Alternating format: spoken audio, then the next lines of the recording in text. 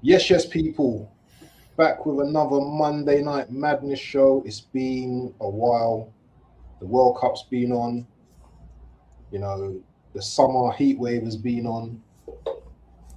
Dr. Seymour has been doing the elections, walking around with Dr. Trump.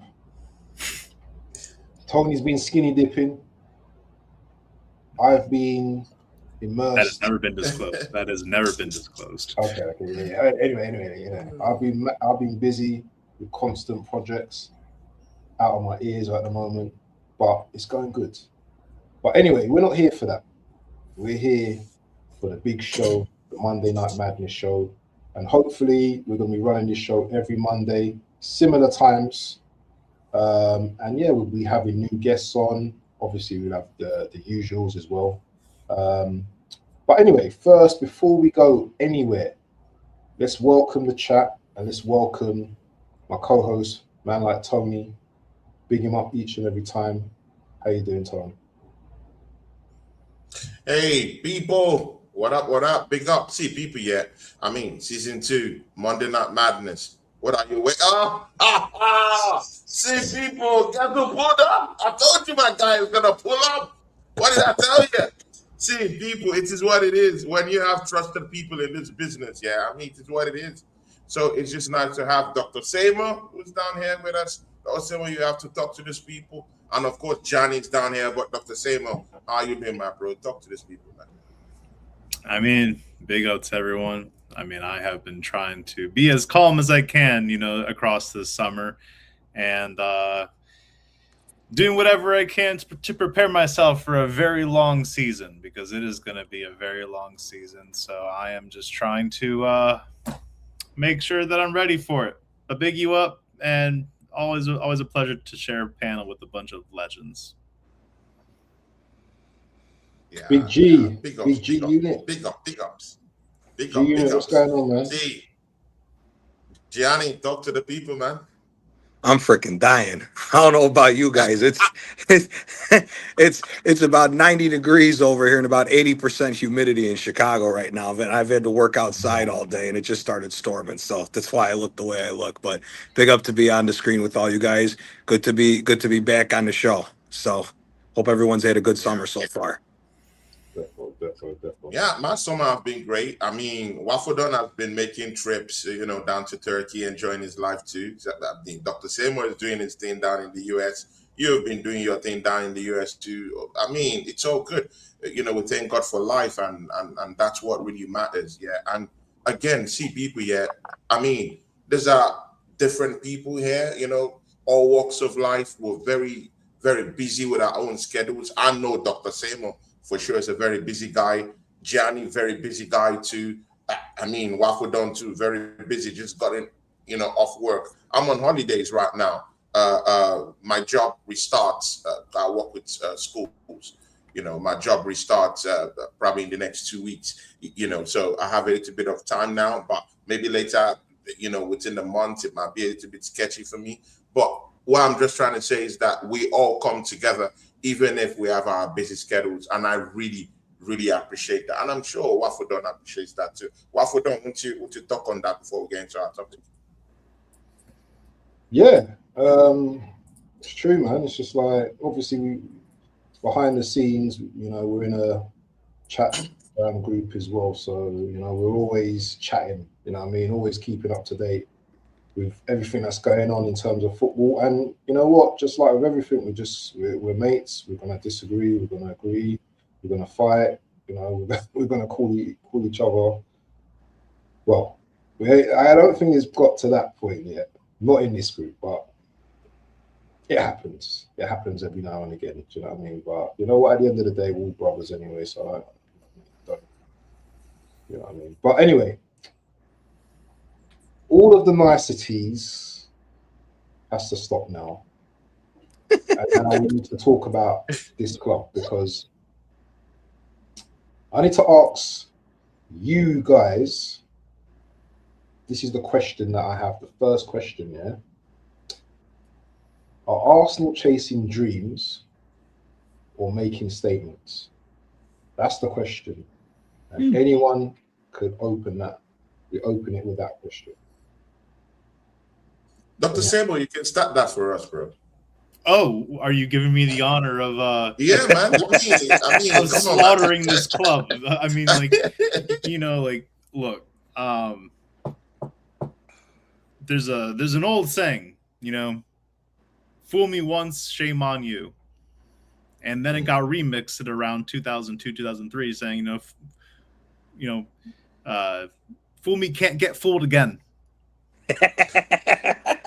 Johnny knows what time it is. Yeah, another Texan idiot. you know it. So look, we have seen this story before, you know, where we were linked with Gonzalo Higuain across an entire summer to then sign who? Lucas Perez and Park Chu-young. You know, like we've also been doing this thing with, you know, like rather back in 2013, I think it was with like Luis Suarez. That was going on week after week, 40 million and a pound to activate the release clause. So look, I am very much an advocate, as I was saying last year, seeing is believing. You know, like at this club, we need to see the results. We need to see tangible things that we can grasp and say that, yes, this is not a mirage. Yes, this is not our imagination. Yes, this is not, you know, replaying that whole, you know, 1994 Ghetto Boys song, but my mind's playing tricks on me. All right? Like, we have to, like, you would have thought by this point in time now, after we have won the league, first time in 22 years, I kept on saying it last year, like, where's the inflection point that we are going to do things differently? The PR hasn't changed. The whole theater, the whole spectacle of being linked to all these big names, being linked, you know, like to, you know, again, like players in positions that we need. But at the end of the day, it is still paper talk. Big up, Josh. At the end of the day, like things are still things are still unsubstantiated. You know, like what we do know is that when like who was it? Was it like Fabrizio Romano that had posted that like initial tweet that we were linked to Vinny? And there was what, over 60 million David clicks? David Ornstein. That was David No, that Ornstein. was Ornstein. That was Ornstein. That was Ornstein, right? I appreciate it. But again, over 60 million hits when that was released. You know, like these so-called journalists are banking on speculating on potential speculation. That is literally how the U.S. housing market collapsed in 2007, speculating on speculation. Big facts.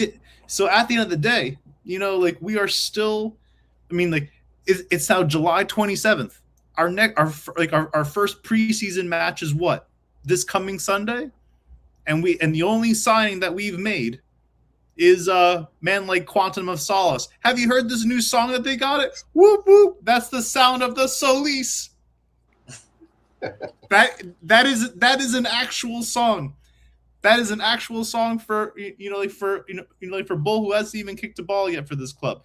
Which by the way, like I'm still maintaining a little bit of calm on him just because I want to give Michele the benefit of the doubt just based off of his scouting history, scouting wingers, you know, like over time.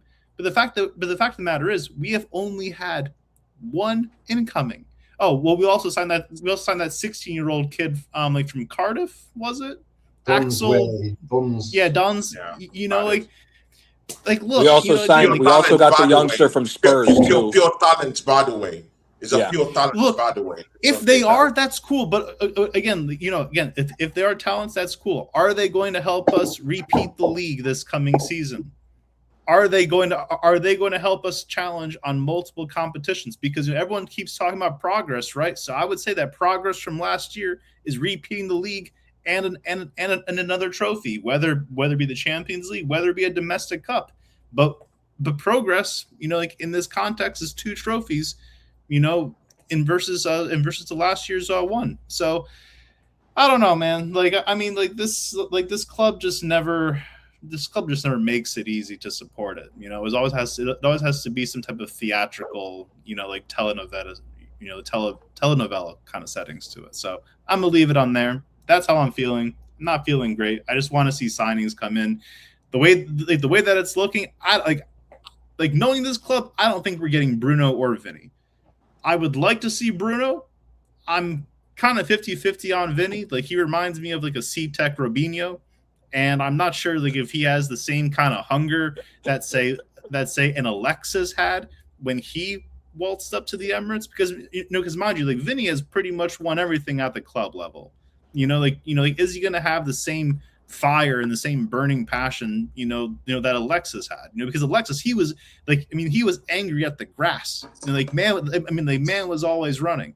And we also know Arteta's track record, with wingers. So I'm still 50-50 on that. Like, there are other players like in the market that are available, but the time's ticking. We have 30 some odd days left in the window to actually get things done. So I'll leave it at there.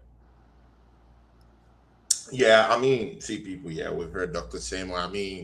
People, it is what it is. We'll chop into that later on. Yeah, but let's hear from Johnny. Johnny, man, what do you have to say to that question from Waffle Don, man? You've heard what Dr. Seymour have said. He's raised great points, but I still can plug holes into them anyway. But it is what it is. We'll see how that goes. But let's see what you have to say about it, Jenny. I think it's a mixture of both, to be honest with you. Again, here's the thing. If Edu was still here, I'd be in 100% agreement with Dr. Seymour. The difference is that this is Berta. Now, the thing that we need to establish here, which, again, this is what we need to talk about as far as the club. The club has not been transparent with the fans what the actual budget or something is. We were all told there's a war chest that's supposed to be getting thrown out, but obviously from where we're at, either that's not true and we don't have the money like we were claiming, which we can get into whether it's the crazy salaries that we're paying certain players on this team or other stuff or other bad purchases that we have made that has finally caught up to us. Either way, at the end of the day, I have a lot more confidence this year because Berta's at the helm as far as running the things behind the scenes. Now, Solis, like what Dr. Seymour said, the track record of Michele scouting wingers is top tier. I can just name you a few names from Napoli. This is the same guy that scouted the likes of Dries Mertens, Jose Callejon, Lorenzo Insigne, Chucky Lozano, multiple streams of talent that has helped Napoli win 8 trophies in 21 years, and a club that's now potentially going to be put on the market to be worth $2 billion when they were bankrupt 21 years ago. So the guy, as far as the scout that we have, I'd have no... I am not worried about Michele, especially being a Napoli fan as well. I know what he brings to the table. So his scouting is not something that I'm going to put into question.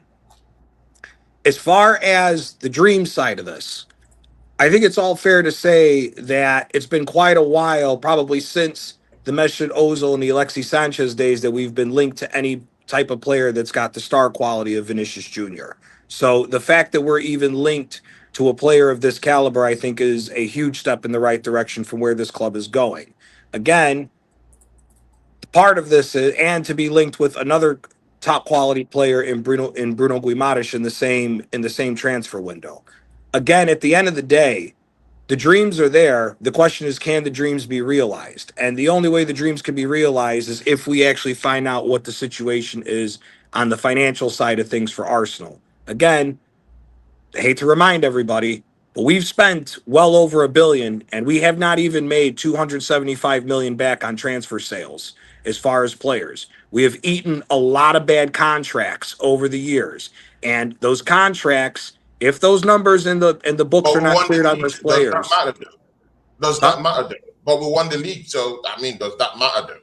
The problem is this: and we've been to the Champions League final. We've made money at the back end of those spendings you've just talked about. Correct, but the problem, Tony, the problem is this: when it comes to finances, it's the same thing in the business world as it is with football. If you're compounding losses year after year after year because they were not paid off, we could make $1 billion in revenue this year. Arsenal that does not mean that off losses, Johnny. Arsenal is not coming off losses. On the contrary, Arsenal have just made history by making up to nearly 700 plus million pounds at the back end of the last season. So when we're talking of these losses, They're all fallacies. We are on profit as we speak. Brother, on profit at the I'll end of allow the you day finish, does but not. sometimes it's just good to check some of these things that we have, Brother, on that we profit at the share. end of the day, on profit at the end of the day does not mean that your books are straightened out. This is business. This is business 101. If you have 5 years that are negative for a business and you have one positive year, that doesn't mean your bottom line after 5 years is positive. It's the same thing with the situation with Arsenal. We could have record revenue. The problem is again, is the compounding of all the losses over the books. We don't know what they did as far as the losses of previous times. There could still be situations where we are paying losses off, whether we have record revenue or not. And I hear with what you're saying. Listen, we made 200 million pounds from all the different sponsorships that we had for winning the league. There is no getting around that we have made record amount of money. But again, if you take the record amount of money just you had from the league, you're still in a $50 million hole. That also means you still haven't paid any of the players their salary for the season, which is 191 million at base level. And if all of our players were to hit bonuses, that means we're rising up close to about 240 million on a salary for the season. So again, the record revenue with what the situation is set up with some of the players doesn't actually mean that we're in the green just yet. I agree with you. We are making a lot more money, which is going to be needed, especially because, like you said, we made the Champions League final, we made it to the final of the League Cup, and we went to the We went to either the semifinal or the quarterfinal of the FA Cup. All of that brings prize money into it to show that our revenue is going through the roof. There's no getting around that. However, again, at the end of the day, we have record revenue. When you're looking at it from a business perspective, none of the groundskeepers have been paid yet. None of the people that work at Arsenal have been paid yet when you look at this overall thing, because all of that is included in your books. It's how they've run, it's how everything has changed with the introduction of PSR and FSP. So the question at the end of the day is really the matter of the fact of if we have made record revenue over the last 2 years and knowing that our salary over the last 2 years has been nearly 200 million pounds each year. When we look at it, it's what is left at the end of the day. Now, if we are in the green, and let's just go with what you were saying, Tony, then there is no excuse for this club to not go and get anybody at this current rate. Yes, I understand that the market has been inflated because of the craziness of Spurs and Chelsea and everybody else in between that's spending god awful money on shit players. There's no getting around that. That is part of the problem right now. And it needs to be, and that needs to be said. However, like I just said, we made 200 million pounds at the back end of just winning just through our sponsorships. That doesn't include the Champions League final money. That does not include getting first place in the Premier League Champions entry fee money, which is a shit ton of money. So if that's the case that we are in the green with everything going up on higher revenues that we've ever seen, there's a lot less leeway than I think for all four of us that no signings have been made at this current point. Now, like I said, if that's not the case, and there's still some things that need to be shifted behind the scenes to where we need to make money right in order to do this, then the dreams are there. We just need to go through the motions to make sure the dreams can be realized. And that's where we are currently at this current juncture. So for me, I think there's still a lot to be positive about because you look at the rest of the league. People are hyping up Chelsea. I personally am not a believer in Chelsea like this. I think they have a long way to go before I have to worry about Chelsea. Manchester City is an either all or nothing story, and it's the same thing with Man United and everybody else. So I think there's a lot to be positive for coming into this season. However, if we're keeping it strictly on transfers, it's a flip of a coin is what it is right now. It's either we're biding time and waiting to see to make the right move for the right amount of money, or there's other things behind the scenes that are holding us back from actually spending the money that we need to in order for us to go back to back. Nice. Waffle done.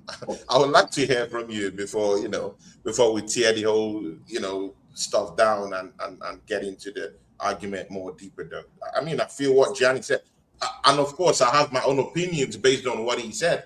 But again, we just have to roll with it. It's opinions, isn't it? So Yeah. Waffle done you.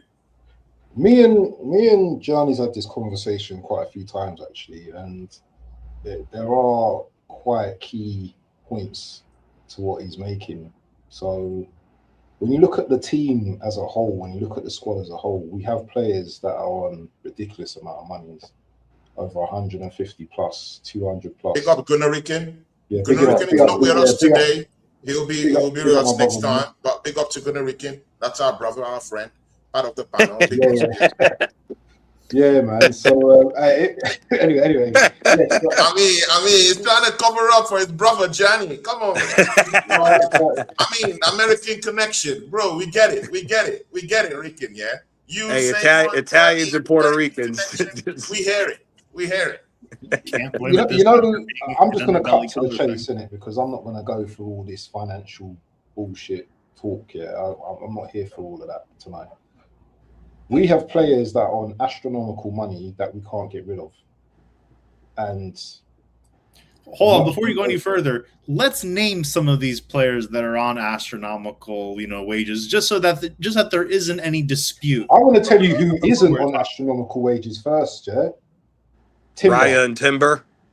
Raya. Two of our best players, yeah? No doubt in that core structure, yeah?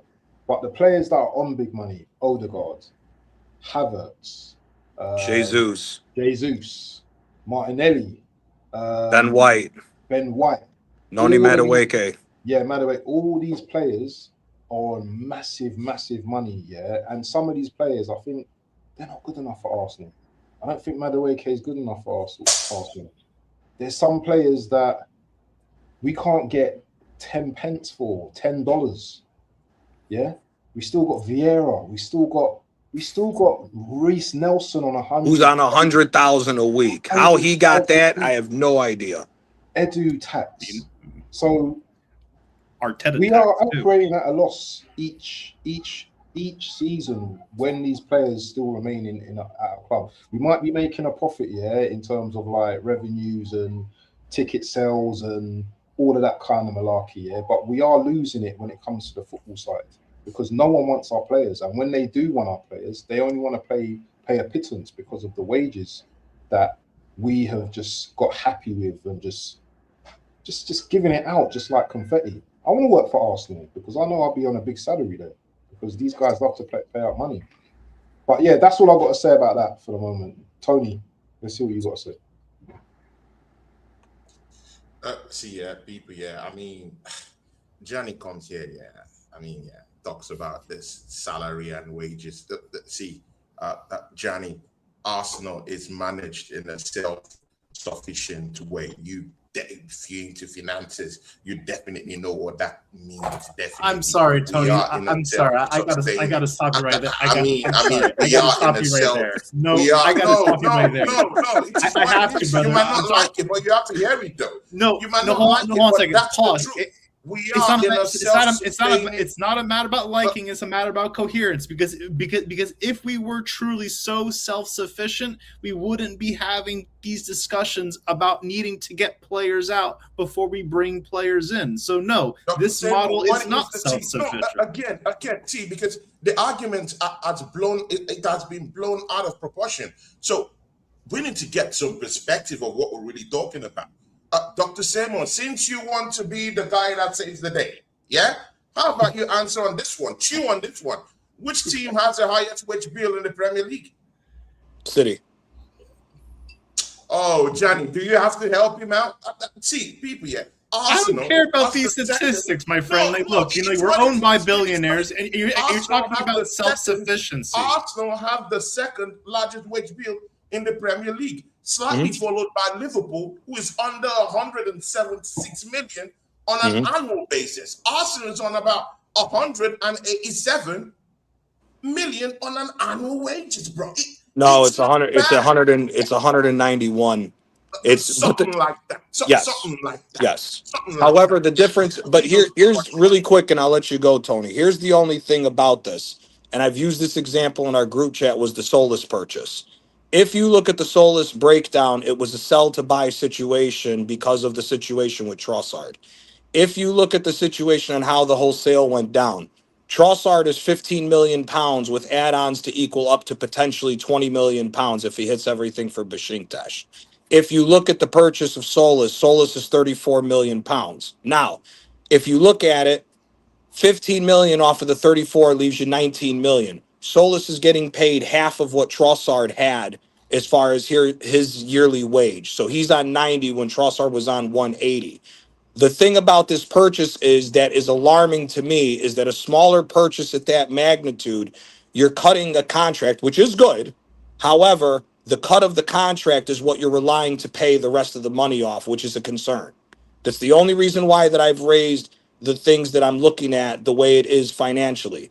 The other thing that we need to address is right now we have a squad of 27 guys. 16 of the 27 are on 100,000 a week salary. And again, a guy like Reese Nelson does not deserve 100,000 a week. And on top of that, 7 guys are on 200,000 plus a week with Saka on 3. And like Waffle Don pointed out, we still have to re-sign Urian Timber and Raya.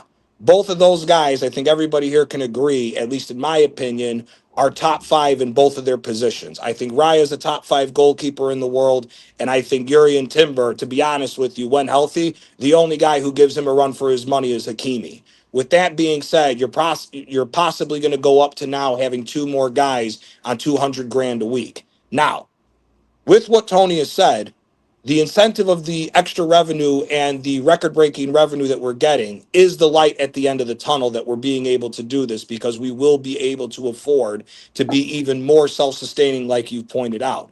The issue right now is because of how financial fair play works, your books are only good on 5 years. So if you look at the amount of money, the last 3 transfer windows, we have spent over 200 million now we want apiece. to talk about FFP. Now we want to talk about FFP. It's all relative. It's all relative. And nothing has been brought up to them, bro. No one wants to talk about that, bro. Yeah. Suddenly, right now, when I've said that, we're a self-sustaining club, we spend what we earn, we spend what we get. Suddenly, FFP rules comes into play. See, this is the thing, yeah.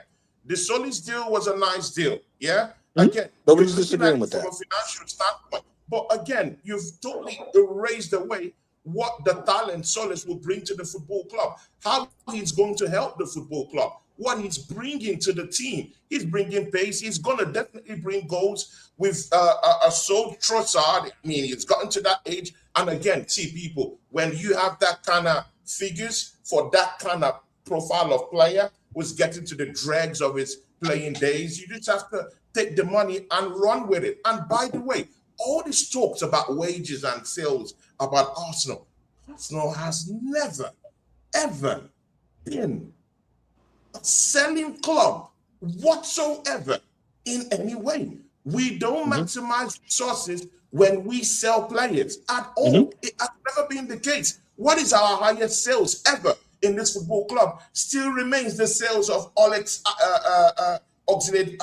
Chamberlain to Liverpool. Let's not be this. Let's not pretend as if Arsenal is a big selling club. We're not. We're not. But doesn't that model have to change? Not to be a big top selling club. Have to change now. It has always been like, so when you're saying the good old days of what? Good old days of selling Alex Chamberlain for 35 million. Is that the no, but see, okay, hold on, Tony. You're going on a rant about something that is these deals are deals that have been made by other management resources that were there before. Yeah, so it's all compounded now. It even makes it worse because they're even on higher wages. Okay, tell me reasonably, why would someone like Gabriel Jesus, who's on £250 million, decide to leave the football club? For what? Yeah, he's not leaving. Why would he leave? No, but that's why. But again, that's part of. It's out of Arsenal. It's contracted to the football club. There's nothing we can do. Better did not bring him and say, hey, just let me ask you something. Take the money. He did not do that. So why playing better and all the Aubameyang and Ozil go for less that are trying to get this mess out of the way? You can't sit down there and say, hey, we're not making it. So you think better is not trying to make this sales? You think better is not trying to get Vieira out? He's trying to do all those things, but we should be patient about all these things, bro, and not compound all these messages to better and the new guys that are there, bro. Tony, let me ask you a quick question, or the panel, yeah? And I think we're going away from the signings conversation. There's 30 minutes in, and we've not even talked about Bruno or anyone. I don't want to stay on this too long. I just want to ask you a question, yeah? How can I won't say little Nottingham Forest, sell a player for 16 million? Who, Villa with Rodgers? Anderson. No, Forest with Anderson. Forest. Yeah. How can Forest sell a player for 116 million, yeah? And we're still in the days of Oxlade or Balogun being our highest transfer, that was 35 million. It's 2026 now, Tony. We're Premier League champions, bro. It cannot continue to be like this consistently. We have to start playing with the big boys. Pause. We have to start being a big club. And we have to start. How can we win things and teams look at our players and think, I don't want them? What message is that saying? That players can just sit here, see out their contracts, and we can't even improve our club. We can't even improve the team. Who do you want, Vinny? Who do you want, Vinny? Waffle done. See, on no circumstance has the club come out to tell you that, hey, due to the wages we have right now, we cannot be able to make to bring in players. Bro, we just brought in Gyökeres last season. What are we talking about? We just brought in Eze in the same season that we brought in Victor Gyökeres. Bro, it's not a problem. That's why we can confidently go into the market and start picking on Vinicius Jr. So what haven't we? What about selling players? Because we have the financial, not just the financial strength. We have the financial will to go there because so why haven't we yet? It's not the problem, bro. So then why haven't we yet? The problem is selling players. That's the problem. It's not bro, we don't have to. Bro, see, we don't have to say Arsenal is still the second. Yeah, we're still the second with the highest wages in the league, bro.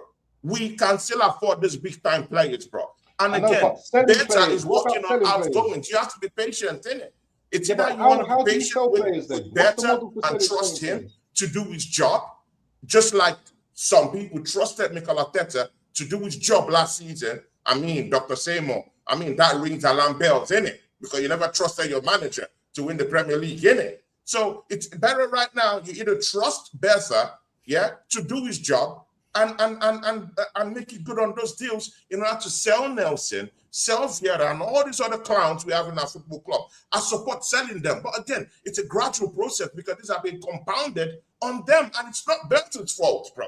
It's the fools we had, down there before. So right now he has to do all these things now, and it's not easy for him. How can you flog out Nelson with 100? No one's blaming Berta about anything. But that's the thing. Nobody's blaming Berta. We're simply bringing up the point that, again, this is a situation with what you just said. You and me said the same thing, but we both said it differently. That's the only thing here. We've both said nobody's to blaming Berta. Anybody who's trying to blame Berta for what's going on is behind the 8 ball on this. The problem is that, again, you're correct.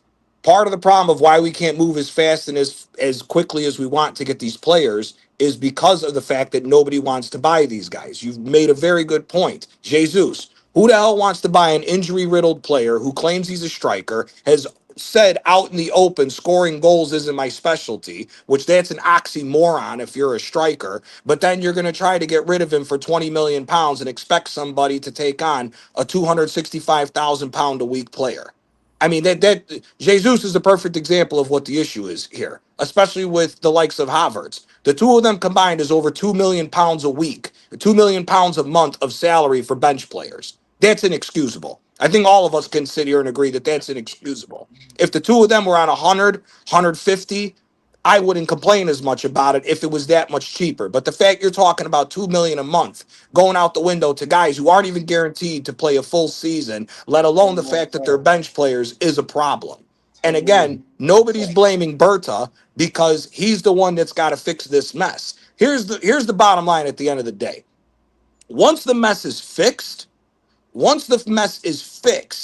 there's not going to be a team that's going to be able to deal with Arsenal. Because again, we would be an even bigger self-sustaining club because we don't have these financial remedies of the past of what it took to spend all the money to finally get us over the line and win the Premier League. Now that we have a guy who has the history of winning, like Berta did at Atletico Madrid, all he has to do is jump the financial hoops, however long it's going to be, because we don't know how long it is. And again, like we said, we can only speculate, like what both Doc and Tony said, we can only speculate what the situation is financially. What it looks like outside is that, yes, we do have a ton of extra revenue that's come in, but we also don't know what that ton of extra revenue has gone to if it has to fix things in the past. Here's a funny stat for everybody on this panel. If Kai Havertz sees out his entire deal, Kai Havertz will have cost Arsenal £137.5 million.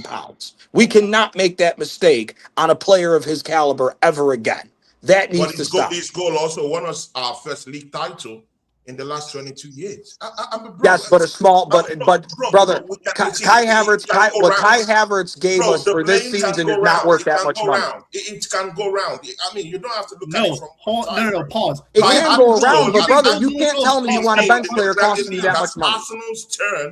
Arsenal's turn for the title, as a very pivotal goal that won us the title.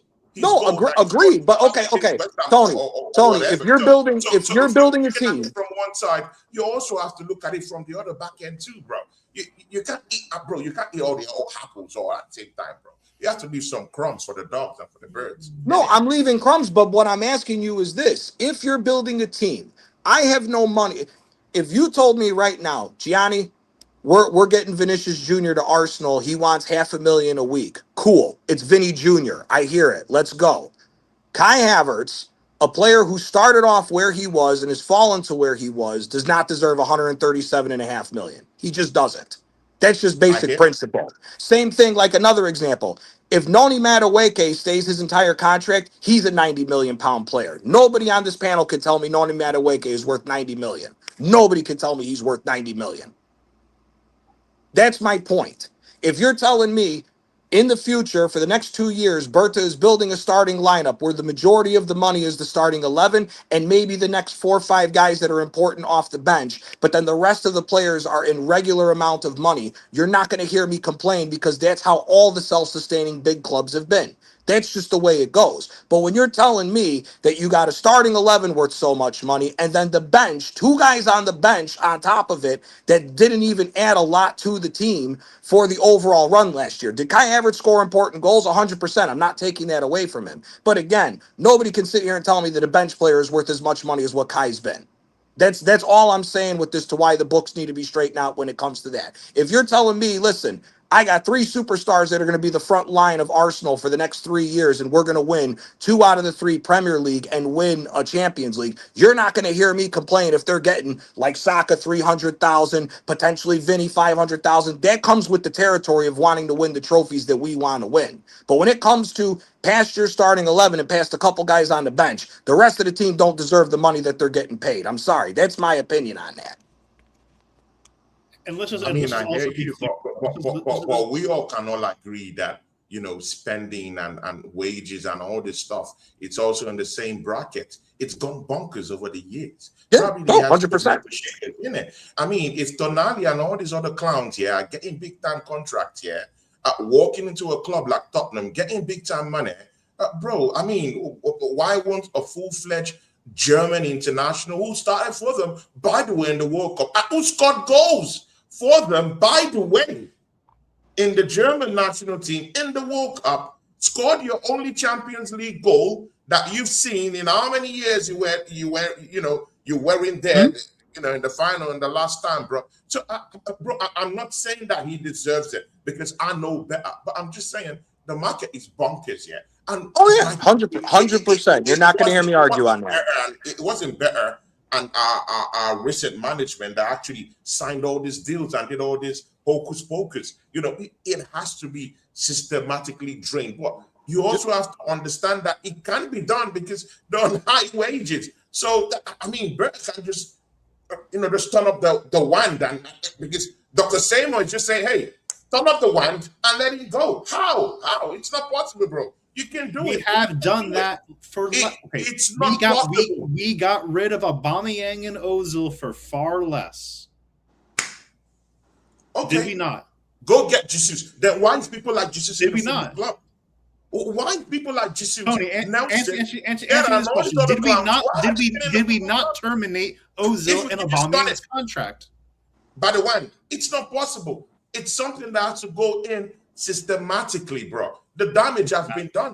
They're already on high wages. You can't turn it off like as that. Aubameyang.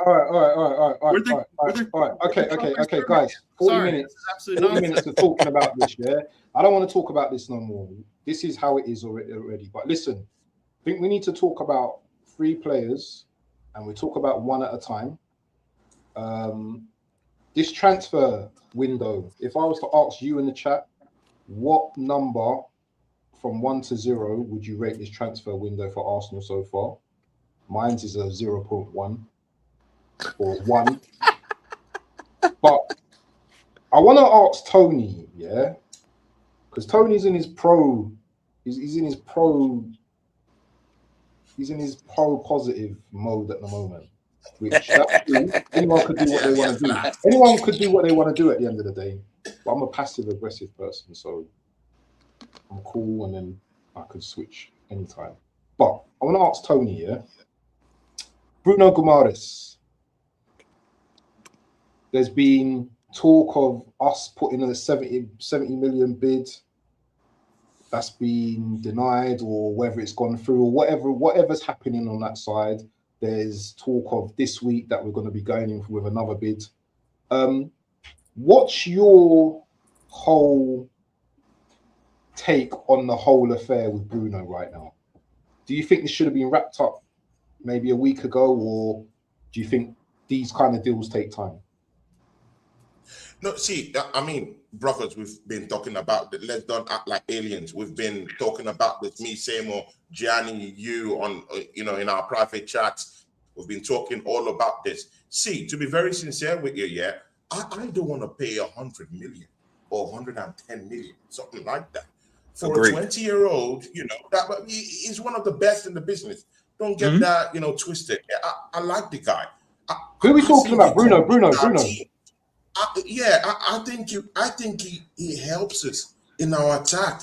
He revitalizes it. It changes it. And one of the things people are not really seeing is that him in a double pivot with Declan Rice, it's not about what he can actually achieve. It's about what you can achieve with the third midfielder in that team, bro. Yep. We have a guy who's not leaving the football club. If you want someone who is going to, be press resistant, do all that shenanigans on top, you can put him on top of that midfield pivot. If you want someone like an Eze, by the way, who won't be doing any defensive duties when Bruno and Declan Rice is down there, bro. And you have Bruno, who can also, he's a good, he retains the ball quite well. He holds on to the ball. He could transport the ball into the final third and into all those spaces. And then Eze now has a new lease of life. Eze doesn't have to transport the ball suddenly. He could just get into spaces, take snapshots from outside the 18-yard box, move into all these little pores and into all these little areas and cause damage. So it's also about what you can do with a third midfielder, though. Yeah. So it is what it is. He's very important. Let's don't get that twisted. But am I willing to pay 110 million for him? But exactly. at this point, because we're lacking right now in signings, we need to give the fan base a big, that kind of big spark, big belief that, we just won the league. We need to double up on it. Yeah. So right now, I don't really care. If it's 100 million, okay, just call it 80 though. We're talking 80s, not 100. Bro, you're not on the negotiating table, bro. You're not on the negotiating table. Okay, in closed doors, bro. And mind you, Arsenal are champions. And again, we don't keep our mouth shut. Yeah, we just declare that Arsenal just had a record revenue, bro. What do you think? You think these clubs are fools? They're gonna be sitting on that chair and say, you know what? Yeah, you guys are millionaires. You're the big boys of the league. You have spending power. You have money. Come on, bro. What are we talking about? They know they've heard. But this is where selling players and make a profit makes it easier to buy these players. Every single ounce of money away from Arsenal. So, bro, you could be hearing 70, 80, all this kind of ridiculous prices, bro.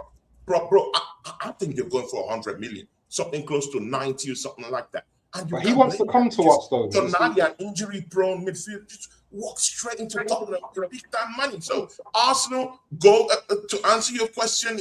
I mean, clearly, Arsenal pay whatever, bro. See, even if you give them 80, they're still gonna turn it down, bro. They will need some, additives, some clauses into that pushes the price up to 90, 95. Really? Bro, let's be playing. We know how this business goes. No, So, I agree with Tony on this. Right, That is just going to happen. and pay the money. Go give them 80, 90, whatever they're demanding. Go. We need a big time signing, bro. We're champions. We need to accelerate that character that we have right now. Yeah, go push for the third to the next time. That's what we need. And imagine if you bring in someone like Bruno Guimaraes, bro. Vini will be in the bag in the next 2 weeks. It's gonna be looking like, oh, you know what? Yeah, it's my brother. I have a family, bro. It's about intention. Vini's crying all the time, bro. He's whining, crying all the time. He doesn't have family in Real Madrid. They hate him. They hate his looks. He had to go under the knife, get a BBL chin. So see, people, I mean, someone like that, he needs family. If he comes down here, he will genuinely have family in Bruno. He will have family in Jesus. He will have family in Guimaraes, all these other Magalhaes, all these people. So it is what it is, bro. Get the Bruno signing over the line, people. That's what I want to see. Doctor. And I'm ready at any cost right now because I'm desperate for it. Me and you, Doctor, we've been talking a lot on the Bruno thing, because we were like, why is it taking so long? Why are we one of these clubs that have to be the old school and take so long to get deals over the line? And we have the let's stay patient crew. Let's wait and see crew. What are we waiting to see? Well, I mean, look, like any soap opera that you watch on TV, it doesn't climax until the final scene, So I mean, go again. Look, it's coming like a series. Look, we have seen this club move at light speed form when it's a player that, for example, this manager wants. Like, for example, how long did it take us to sign Raheem Sterling or Nani Madueke after it was announced to the media? Serious question. It was 48 hours, maybe 72 tops. So again, we do know how to, go at a very expedient pace, when we want to. But when it comes to these big names, when it comes to these, I swear, get that Lacazette with cheekbones off my screen. So look, I mean, we have seen across the years, right? Oh, when we were linked with CR7, when we were linked with Eden Hazard, when we were linked with Higuain, when we were linked with Suarez. Big up Yasser TV. Big up Yasser TV. Big up Yasser. Big up.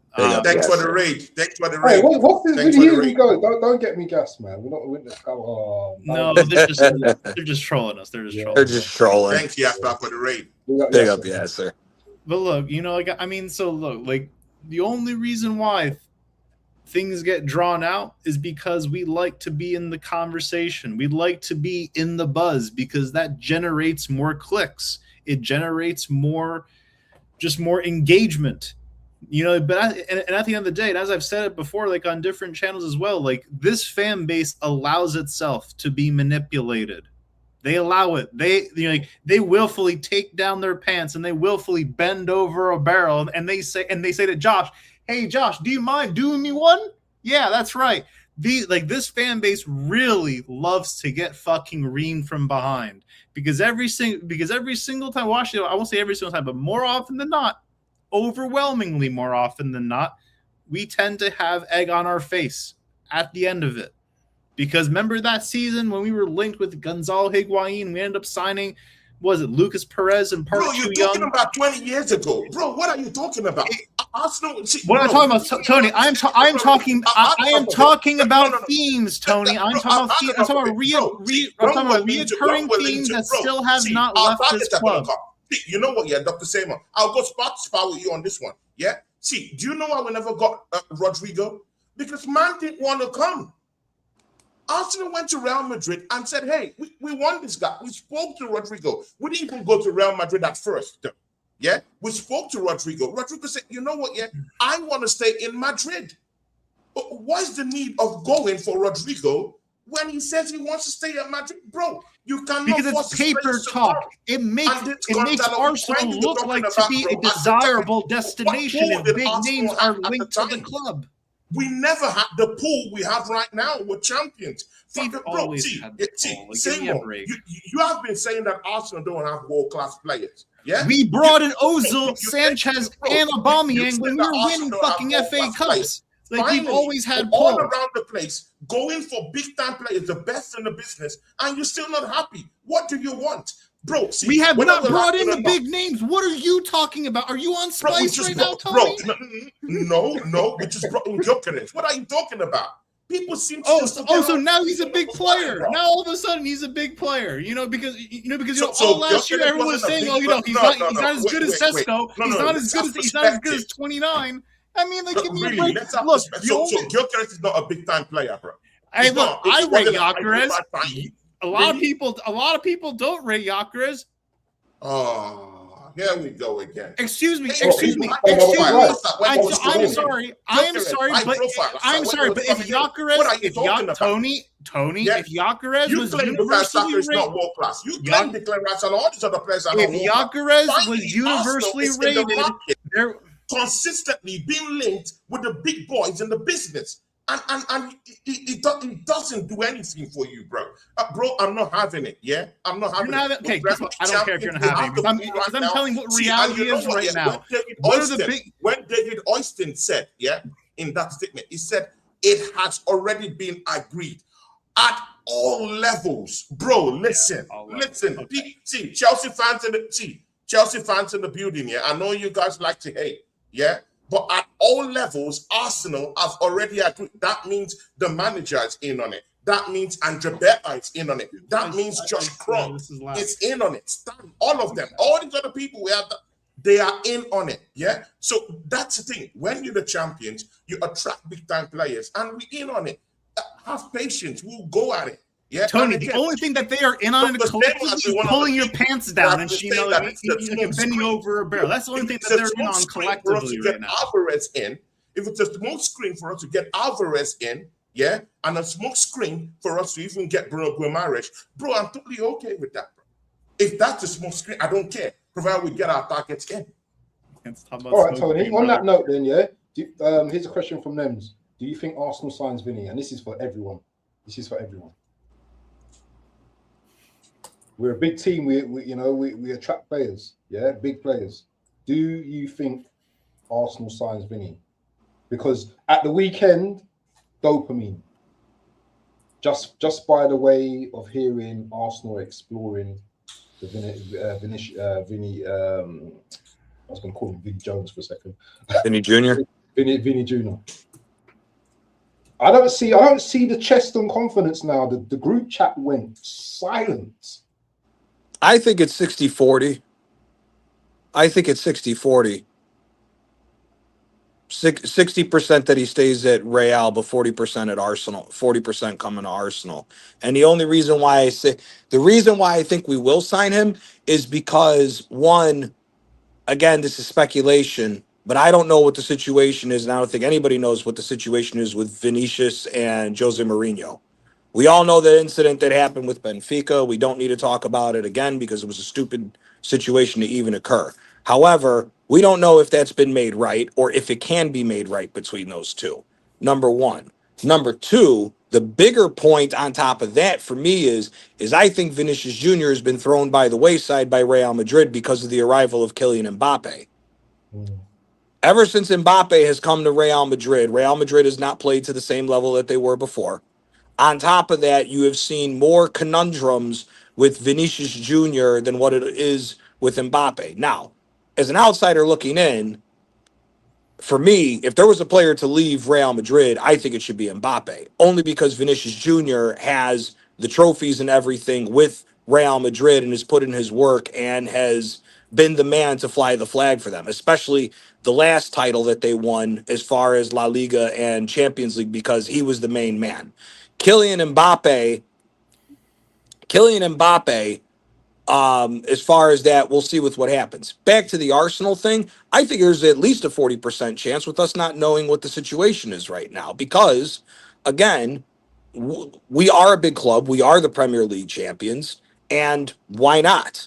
Why not go conquer the next top league? I mean, I think we can all agree here, Spain and England are the two best leagues in Europe. So if you can conquer the one league and win the Champions League, why not come to another team? And especially, listen, if Vinicius Jr. was to come to Arsenal and he delivered more Premier League trophies and above all the Champions League, Vinicius Jr. is going down in history as one of the best to ever put on an Arsenal jersey. There's just no debate about that from this point. So for me, I think it's a 60-40 thing. I still think that it's going to be a tall ask to pull Vinicius Jr. away from Real Madrid, only because it's Real Madrid. Let's all be honest. It's the biggest team in the world. The market and everything that comes with being at Real Madrid is just a different level to every other club. But I still think there is at least a 40% chance that Vinny Jr. can pop up at Arsenal. And I agree with what Tony said as well, to quickly cover the Bruno G thing. Bruno G needs to get done.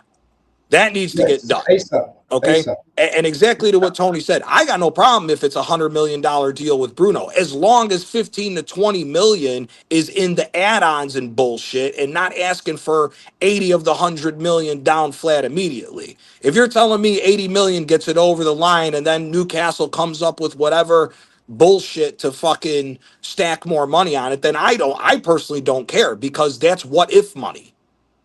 So again, at the end of the day, for me, I'm in a wholesale agreement with Tony on that with Bruno G. Pay the fucking money. Pay the fucking money. Show the money. And it's actually tied into what Paris Mandam is saying on here.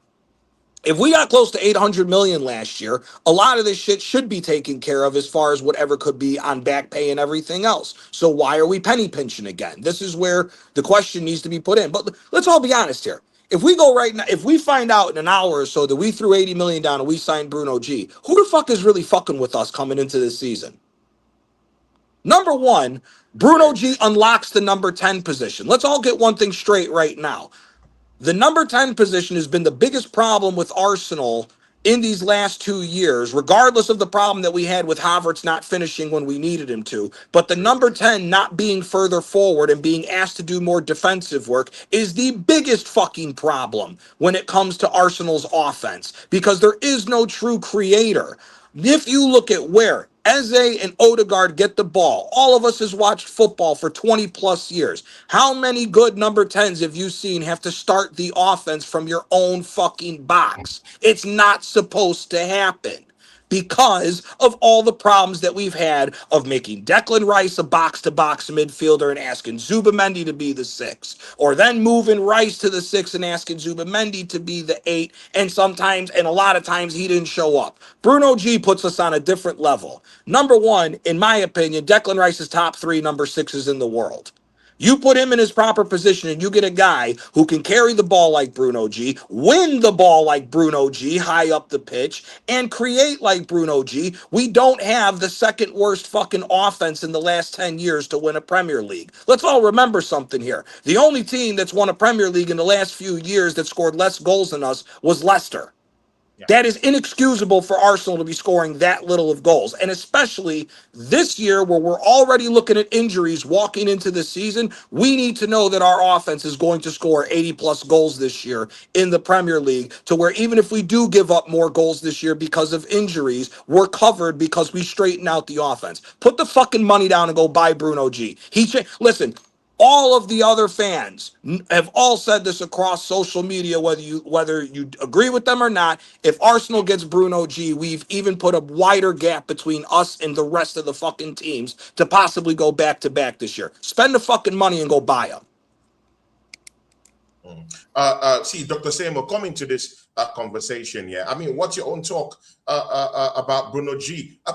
How would he revolutionize this Arsenal midfield? What will he turn it into? What are the kind of like dimensions you want to see in that midfield if he comes into play? Do you think he's going to come in and sit on the bench? Because mind you, we still have some favorites in this team. Zubimendi, whether we like it or not, is still part and parcel of this team. He's Spanish. Just won the World Cup. Marino is also down here too. He's going nowhere. Yeah, where would he play? He's a typical midfielder. We've used him also, up front too. Where does all this other play? How do they fit in when we have Bruno Guimaraes coming up into this team? And don't you forget, Dr. Seymour, we also had Marsh Lewis Kelly. What a very, very great end of the year season. Last season, brought up the goods too. Where do we fit all this in, Dr. Seymour? Well, I mean, that's up to the manager. I don't think it's crystal that we're signing either player. I mean, I think we probably have maybe a 5% chance signing Vinny. It's still. I don't really buy all the gossip over it. Apart from what Gianni said, that Vinny would somehow just want to leave the biggest club in the world in Real Madrid to come to us, regardless if we're Premier League champions or not. This manager has already built a reputation around Europe that he does not get the best out of attackers. And additionally, he has an injury track record that spans around the earth, more than once. So, so it certainly has to come into contention whether or not players are going to potentially want to risk a career-ending injury just for the sake of, playing for Arsenal. That, and also, kind of ties into the whole, Bruno thing, we have, Newcastle have been quoting roughly 85 million. And it's also worth considering that I think Lyon still have a 15-20% sell-on clause as well, which is also probably why they're asking for a little bit more, just because they know that Lyon is going to be taking a portion of it. But at the end of the day, I've been saying in the group chat, throw the money down. I don't care. At this stage, the collective fan base of Arsenal has subsidized so many transfers at this club. So at this point, it's already money that we have already invested. This club is flush. If we are so financially, solvent and self-sufficient, we should be able to throw money down for players before we even sell anyone. But the fact of the matter is, it's July 27th. We still have not brought anyone in yet. There has been a lot of talk and a lot of speculation, as there always is every summer. But at the end of the day, we still haven't brought them in. We know that Bruno and Vinny would be raising the level of the players and positions that we currently have in our team. That goes without question. So as far as the midfield three is concerned, you can play two holdings with Rice and Bruno, with either having an 8 and Lewis Skelly right in front of them. You can either have Eze even further up the pitch, but I think it's also worth considering that Rice is probably going to be completely knackered. I wouldn't be surprised to see if Bruno did happen to find his way into the club, that he would be starting in place of Rice at least for the first few months, just because he hasn't had any rest. So again, it's up to the club. It's up to the club to prove that they want to repeat. At the end of the day, we can be linked with every player in the world, but if we don't bring them in, it's just talk. Let me stop you there as well, as you just mentioned that. Yeah, if we do not bring in Bruno, it's going to be an embarrassment. And I'll tell you something. Yeah, the Morgan Rogers deal. You can say yes, it was we didn't want to pay over the price, and I get that. But to not seal Bruno after all of this talk and all of this, it would be an embarrassment. And you know what? Bruno, for me, is probably the most important signing right now. Facts. But again, guys, are we being paranoid about this whole thing about Bruno Guimaraes, though? I mean, which is the other team? Which other team is going all out for him the way Arsenal is going all out for him? Do we have concerns about any other team gazumping? Exactly this question. Exactly this question underneath. That's a question. No, I'm saying if Rodri leaves, I would be concerned about City jumping back into the conversation with that. Chelsea, I don't believe in Manchester United going after Bruno, because the thing with Man United is this: United needs a straight out number 6. If they go get Bruno G to be their number 6, then they're misprofiling him, and thank God for us, because it's going to add to even more the reason why I don't think United are finishing top 4 this year. That's number 1. The only concern for me is Chelsea, or not Chelsea, I'm sorry, excuse me, is City. The reason why I'm worried about City is this. If they sell Rodri's one of their highest earners. So again, like what I was saying before, when you sell players and they're on the high end of the books, it's even more money that comes flush back into the club to where it's easier to get a transfer done. So if they get rid of Rodri, yes, I would think City is the team that I would be worried about going after Bruno G. Because again, I don't know about you guys, but if you're telling me it's going to be Reinders and frickin' Elliot Anderson as the midfield, you might as well already say that Maresca ain't going to do shit with fucking City this year. So if Rodri's not there, especially considering the fact that Bruno is gone as well.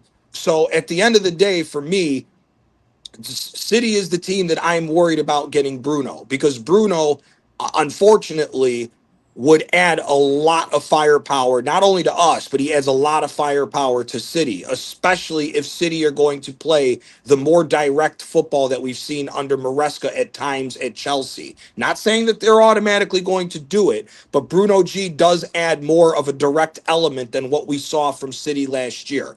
That's the reason why I want us to get this Bruno deal off as soon as possible, because as soon as you get Bruno off the market, who the fuck is really there that's going to make City a contender like that if they lose Rodri?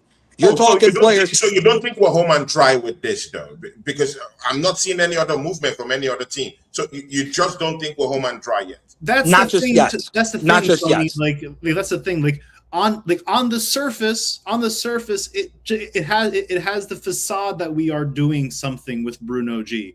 But as we also know, and also as we have seen, when we move for players that we end up signing, we end up moving very quietly. Like we don't make a whole media spectacle out of it. And as do other clubs. I mean, I also wouldn't be surprised if Villa even tried going in for Bruno, just to reinvest the money that they earned up.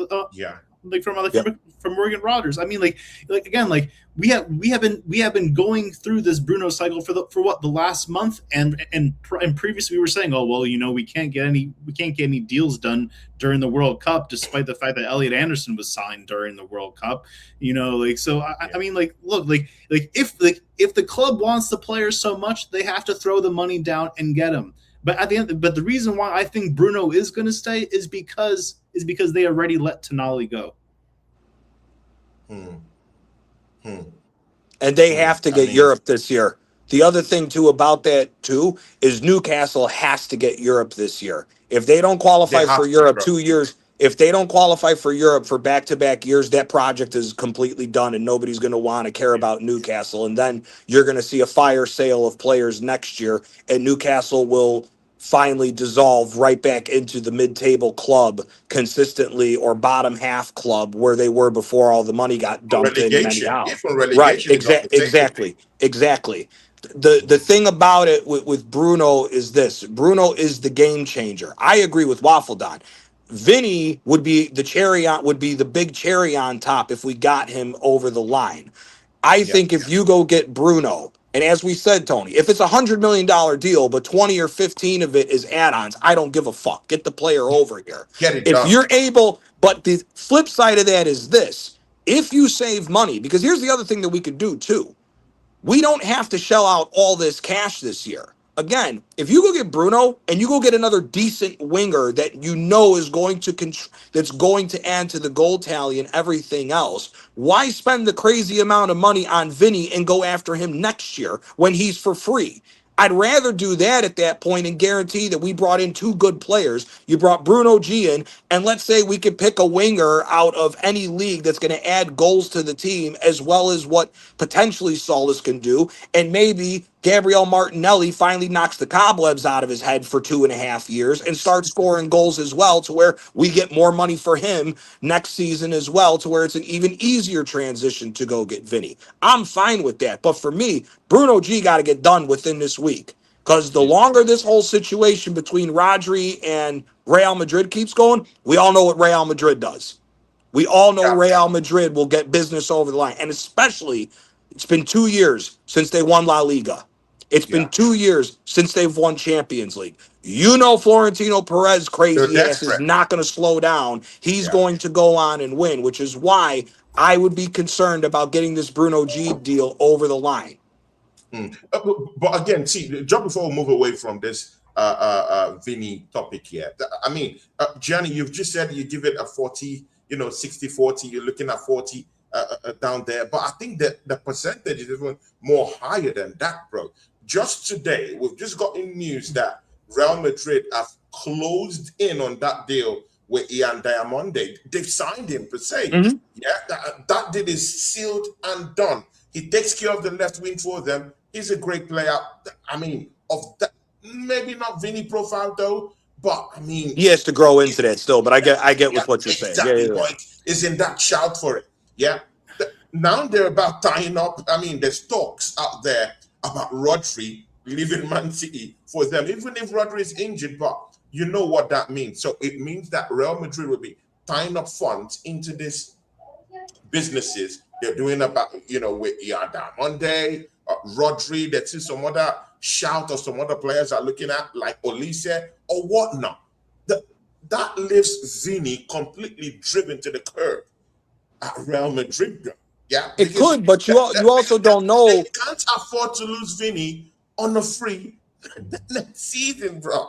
It's gonna be bonkers if they let him go. If any club can afford to lose a player on a free, it's Real Madrid. They make over $1 billion a year. They're the only club that generates $1 billion, so they can lose a player on the free. It's not going to affect them. I get with what you're saying. Time they lost a player on a free, though, like that. Oh, they've let a lot of. Well, it was their decision to let them go, but I get with what you're saying. I get with what you're saying. But not Vini, kind of player, though. No, but again, the question. Yeah. But again, here's the other thing, though, too, that we have to add to this conversation. And you were very right to bring up Diamonde. The flip side is this. They also still have somebody who's recovering from injury that could end up being the sacrificial lamb, which is Rodrigo. That's the other thing about this scenario that you have to look into. They could, if they agree with Vinny on this contract. Let's say Real Madrid agree with Vinny on this contract. It's almost guaranteed that Rodrigo's going to be gone as soon as he's healthy again. Yeah. Which I wouldn't be opposed if we reignited our interest in fucking Rodrigo. Again, he's better than what we have. He's better than what we have, whether we like it or not. I wouldn't be opposed to it. And you could even spice it up to where, listen, the man's coming off an injury. There's nothing guaranteed, but you need him off the books. Drop the price tag down. You want to go for a player who has rejected your club once, who doesn't like England? He rejected the club before there was more competition now. He doesn't want to come to. But that was last year. But that was last year. Now, as you pointed out, there is a new kid on the block that was $100 million. And we all know Florentino Perez and how he runs business. He will not be afraid to alienate somebody to get rid of them. So again, it's something that you have to wait and see and plot in order for that to happen. I hear with what you're saying that he didn't want to come to Arsenal. Again, that was because look who was in competition for his position. It's Brahim Diaz. He's never losing his position to Brahim Diaz. Now, you got a 19-year-old who just lit up the German league, and if he does 80% of what he did in the Bundesliga in his first year with Real Madrid, and Rodrigo's coming off an injury and doesn't hit the ground running, you never know. You never know. It's the way to keep the options available for us there. That's all I'm saying with it. There's different ways to pick and choose on how you can go about it. Just because one door closed doesn't mean there's not going to be another one that opens up down the line that still benefits Arsenal. That's all I'm pointing out with that move. But again, like you said, Vinny, listen, if I'm putting myself in Vinny's shoes, just the hire off of Jose after all that bullshit, I would want out. Just after the hiring of Jose Mourinho, after that whole stupid situation, and him saying the dumb shit that he said, I would want out. Again, that's the reason why I'm already at 40%. The reason why I'm still majority in favor of Real Madrid, it's Real Madrid, bro. Again, we can say whatever we want. It's Real Madrid. The only thing with Vinny, I think Vinny still thinks, that there's some hope there. Maybe him and Mourinho will patch up or anything. I think he's going to do his utmost to stay at Real Madrid. But Something Not only is a that, bro, there was a negotiation. petition. There was a petition of the Madrid Ultras. I don't know if that many people know this. There Yeah, was a petition put out by the Madrid Ultras, over 300,000 signatures by Madrid fans to choose Vinny over Mbappe. That's the other key thing to why Vinny could stay at Real, is that the fans could get on the bullshit. Because remember, they got Mbappe for free. They yeah. could sell Mbappe for whatever they want because they're paying him astronomical fucking money a week. So again, it's the same concept. If you sell Mbappe back to, let's say they sell him to Bayern Munich, you could sell Mbappe for 50 million. You're still getting close to 90 because of how much money he makes. Mm. So again, there's different ways to look at it on how it goes. Again, if you ask Madrid fans, he's the preferred player to stay over Mbappe. That's the only reason why I still But got majority of Vinny staying at Madrid. can I That's just it. say something, G? Yeah. The only problem that I have with this deal, yeah, or with this non-deal, is we're putting all our eggs in one basket, yeah, and then what about other targets that suddenly get swept up, and then we're just left with pittance? That's what I don't like about this type of deal, because it's like we're putting everything into it, and I get it, but what happens if 2 weeks time or a week or whatever, Vinny says, I'm staying at Real Madrid? We spent all that time. We should be like, there should be links to other left wingers right now. Arsenal Saying, fans. if Vinny's not available, Done, we're Arsenal going for this fan. guy. See, bro, we need to be in the conversation of this kind of players, though. I know, but if he's the no, but I'm conversation. saying We there have to needs be to in be the alternatives as conversation. well. You can't tell me that a market opportunity for getting probably the best left wing we've seen in over 20 years. Tony always misses the point when I'm saying something. You never listen to the never like that. he listen, We never have the listens right to the to point. show face He in never this kind of listens to the point. He conversation. never listens to the point. And again, Did Waffle you Dog, guys you've said understand this what I said? numerous times on your channel, bro. Why aren't Did we you in the guys understand what I said? conversations for the big ones in the business? And Did you guys suddenly, understand what I said? this is my problem with Arsenal fans here. People, typical, yeah? Did you guys hear what I We said? complain we don't have world-class players. We complain we're not in the conversation for the big guys in the business. Suddenly, Arsenal make a splash of it and say, you know what, yeah, Vini, we're in for you. And suddenly, all these excuses is coming. Why aren't you looking at other oh, okay, now you want to go below the targets we're keeping, up appearances on your channel for, bro. So, bro, see, this is a market opportunity, bro, to get probably the best left wing player that we could ever get in our lives, people. Yeah, this is it. Come on, Vinny is not better than Alexis. No, Vinny's not better than Alexis. I said it because, I said it because Vinny is the best, bro. Vinny is the best. You've missed everything, and we know what we're getting. There's no acclimatization period. And this is the difference between what we're talking about, yeah, and any other player that we can look at apart from Vinny. The thing there is that if Vinny comes, he hits the ground running. We know this, bro. Look what you just said. We know he hits the ground running. We know what he brings to the team. We know he's going to get a pinch of those goals. It's part of our problem from the left wing, bro. Tony, we're not disagreeing with what you're saying. The question that he asked was, right, I understand that. But the question that Waffle asked was, if Vinny isn't going to give us an answer and it gets dragged out, should we remain in this for too long if it starts costing us other spots? That was what his question was. How is it being dragged out? This is the problem. How is it being dragged out? Where were we linked to Vinicius Jr.? The news just came up a couple of days ago. I know, but what his question was, he's just tying up his deal with Real Madrid. It hasn't drawn up for 2 weeks. It hasn't drummed up for 1 week. Why are we, bro? Why are we? Oh God, Arsenal fans, bro. What, bro? What?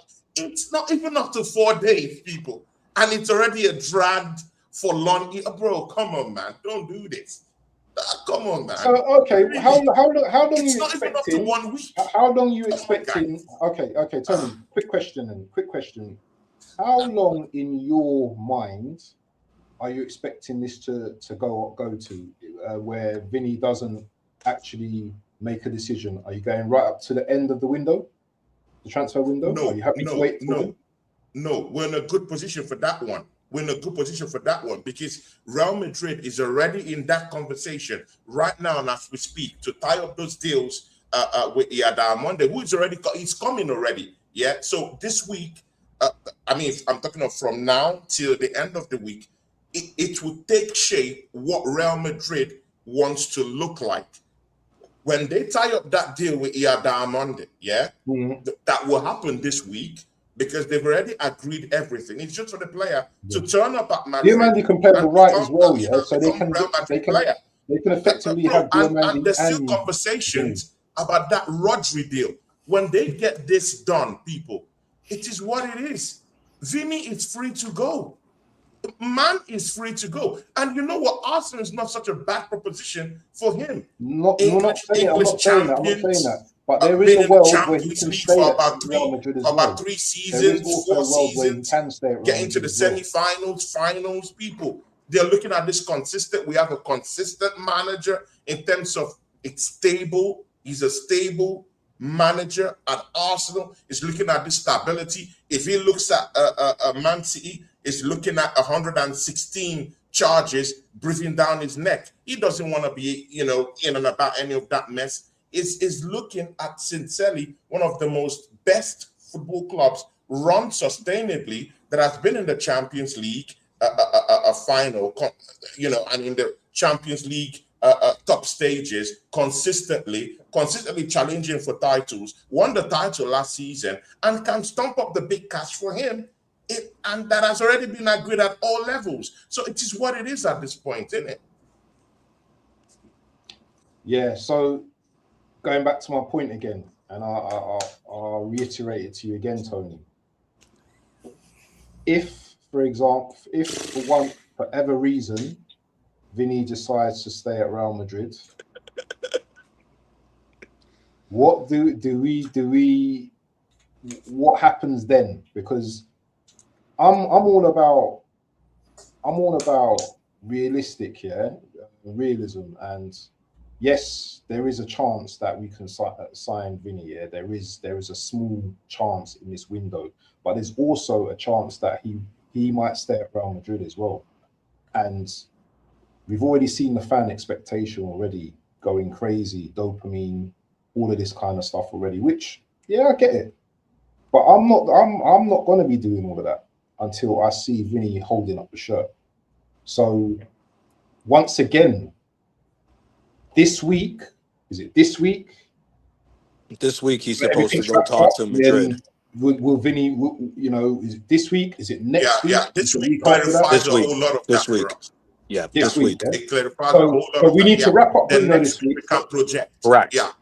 So wrap up Bruno. Then next week we project. And next week, if we've not progressed in the talks, then we leave. We go for other targets. But again, what I'm seeing here is if Vinny finally agrees that deal with Real Madrid, Arsenal might be staring down the barrel of looking at Rashford to come in that left wing position at the end of the transfer window. So now you know what? Now that sounds exactly like being linked to Gonzalo Higuain for an entire summer, then just to sign Park Chu-young and Lucas Perez. That would be the same thing as being linked to Vinny to then sign Marcus Rashford. He'd be our highest paid player. He's on £350,000 a week. Theme. And the one thing that none of us are talking about is, again, going back to our wage structure. Are we just suddenly going to not only break the English transfer record fee of 130, 140 million plus, but then also give Vinny 400, 500,000 pounds a week? Like, first off, does that even seem remotely even viable at a club like ours, which we know is so, financially self-sufficient and sustainable? But I'll even do you one better. If we are actually considering to throw 140 million at one player, why not just go to Paris and try to sign Kvara? Because honestly, I don't really think that Vinny's going to do too well in this league. I don't. I think Vinny would tear. I actually think Vinny would tear the Premier League up. The question I have for Vinny isn't so much of the isn't so much of the Premier League. I think he would destroy the Premier League if I'm being quite honest with you. My Really? bigger concern about Vinny is him versus Arteta. And the only reason why I say Exactly. that is because of Arteta's brand of football, because of the point that you made earlier. If we're being honest, Saka is the only out and out winger that we've had of the last few years of the starting 11. Trossard was a false nine secondary striker. He was never a winger, got put out at a wing to do a job for Brighton. Same thing with Arsenal. He did well, and that's why we kept him out there. We all know Gabriel Martinelli is more of a striker by trade than he He's is a more of a winger. winger, but he's not a good one. Correct. Well, if you're looking at it, none of our wingers are really that good. Really, you could honestly say the only other out and out winger that we have that's been consistent is Solis, and he just got here. Other than that, I mean, look, Noni Madueke hasn't put up numbers since he was at PSV. That was 4 going on 5 years ago. Hasn't put up numbers like that. Solis has put up numbers the last 2 years for Club Brugge. Whether we like it or not, he has been more consistent than him. The question, I think, is not the question of what would Vinny do in the Premier League. I think Vinny is a walking 25, 30 goal a season guy in the Premier League, in my personal opinion. The question that I have is Vinny going to be doing the track back work as an entire unit defensively? That's where I don't think that's going to Now fly. that's where the problem is. Now, Now that's the where the question problem with that is that does that ultimately mean that if you're going to get these top tier players, you have to let go of a control freak manager like Arteta and look for more of a man manager, specialized manager outside of the tactician that Arteta is? That to me is the ultimate question if you get Vinny. Because I personally, at watching Madrid the way that I do not see Vinicius Jr. tracking back and playing as deep as we've seen the asking of Martinelli and Trossard. I personally don't see that. Now, the good thing about it, if it did happen, is I think all of us could agree we would like to see us play some more expansive football. We would still like to see the quality and defense that we've had, but we would like to see that goal tally go up. That's going to be the ultimate question if you go get a guy like Vinny. Because if you get a guy like Vinny and he comes in, everything's all gravy the first 5 weeks. We know how this always goes. It was the same. For a perfect example, it was the same thing with Zlatan when he went to Barcelona from Inter. Everything was all gravy. And then when shit started to hit the fan, then he was kicked to the side by Guardiola, and we all know what happened from there. The question then asked for Vinny is Vinny going to be the type of guy that enhances Arsenal going forward? And the manager understands that he has to let go of the over controlling and has to allow some of our players to express themselves, especially a player like Vinny, because that's what he needs to do in order to put his emphasis on a game, is to be allowed to express himself. If that happens, it also shows progression of where we're at as a club, but it also shows progression of where Arteta is as a manager. If Arteta says no, you're going to do the exact same thing that Trossard and Martinelli and everybody else has done, then that more so leaves us in the idea of where this club is. And that is, if the club does not, if the players do not match what Arteta wants to play his brand of football, then we may not be able, whether we like it or not, we may not be able to go after that top tier talent if they're not going to be okay with playing that brand of football. Now, this is an interesting point of this conversation because if you remember, it wasn't Ornstein, it wasn't Fabrizio. I believe it was Sammy Mockbell that said it. I could be wrong, but somebody out of this whole conundrum of what came out of the Rodgers choosing Chelsea, one of those reporters, and I'll send it in the group when I find it, but one of those reporters said that Rodgers was not okay with playing the way that Arteta wanted to play. That now, if that turns out to be true, if you don't think that works for Rodgers, it for damn sure ain't going to work with Vinny. Because Vinny, as Tony rightly said, is by far the best left wing in the world right now. Vara is very good. Don't get me wrong, and I love me some Vara, especially him coming from Napoli. But Vinny is just different. Vinny is just different. And Johnny, take what you hear from these blogs and all this. That's exactly that, Tony. That was going to be my next point. Is that you have to wait and see. Couple of months ago, this Morgan guy was saying that Arsenal was the best team in the world, and suddenly turned his back at getting a transfer to Chelsea and said that Chelsea is the biggest club in the. Bro, come on, bro. We've seen this script all before. It's all lies. So all these things can come. But again, see, look, I just want to chip something from you and ask you through a rebuttal right now. if you get someone like a Vinicius Jr. in your team, well, possession-based team, does he have to do that tracking back that much though? When you know what he brings into the team, well, possession-based team, we're not going to be in such situations all the time though. Yeah, because we finally have someone who could actually create magic though. Yeah, and help us. Here's my more than we should be able to retain the ball and go back, and you won't even need to track back when you're offensively minded.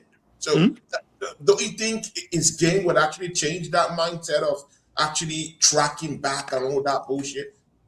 Yeah, quick scenario. Hold on. Quick scenario. Go ahead, Doc. If y'all remember, like when Eze was placed on the left, I think it was the game against Aston Villa, when Eze was played as a winger, he had to do those defensive duties, and that ended up like leading to Aston Villa's first goal. Am I recalling that right from last year? Yes. You're talking about the 2-1 loss? Yes. Correct. When he got subbed into the left wing, yes.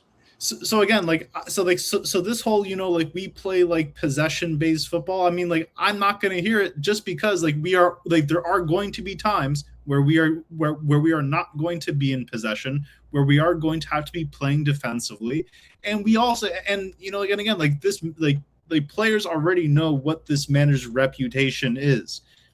Some players are just going to say, you know what, I'm good with all of that. I am good because I'm enjoying my football here. Like Diamande may end up being the Rodrigo replacement just because Rodrigo just had a bad injury.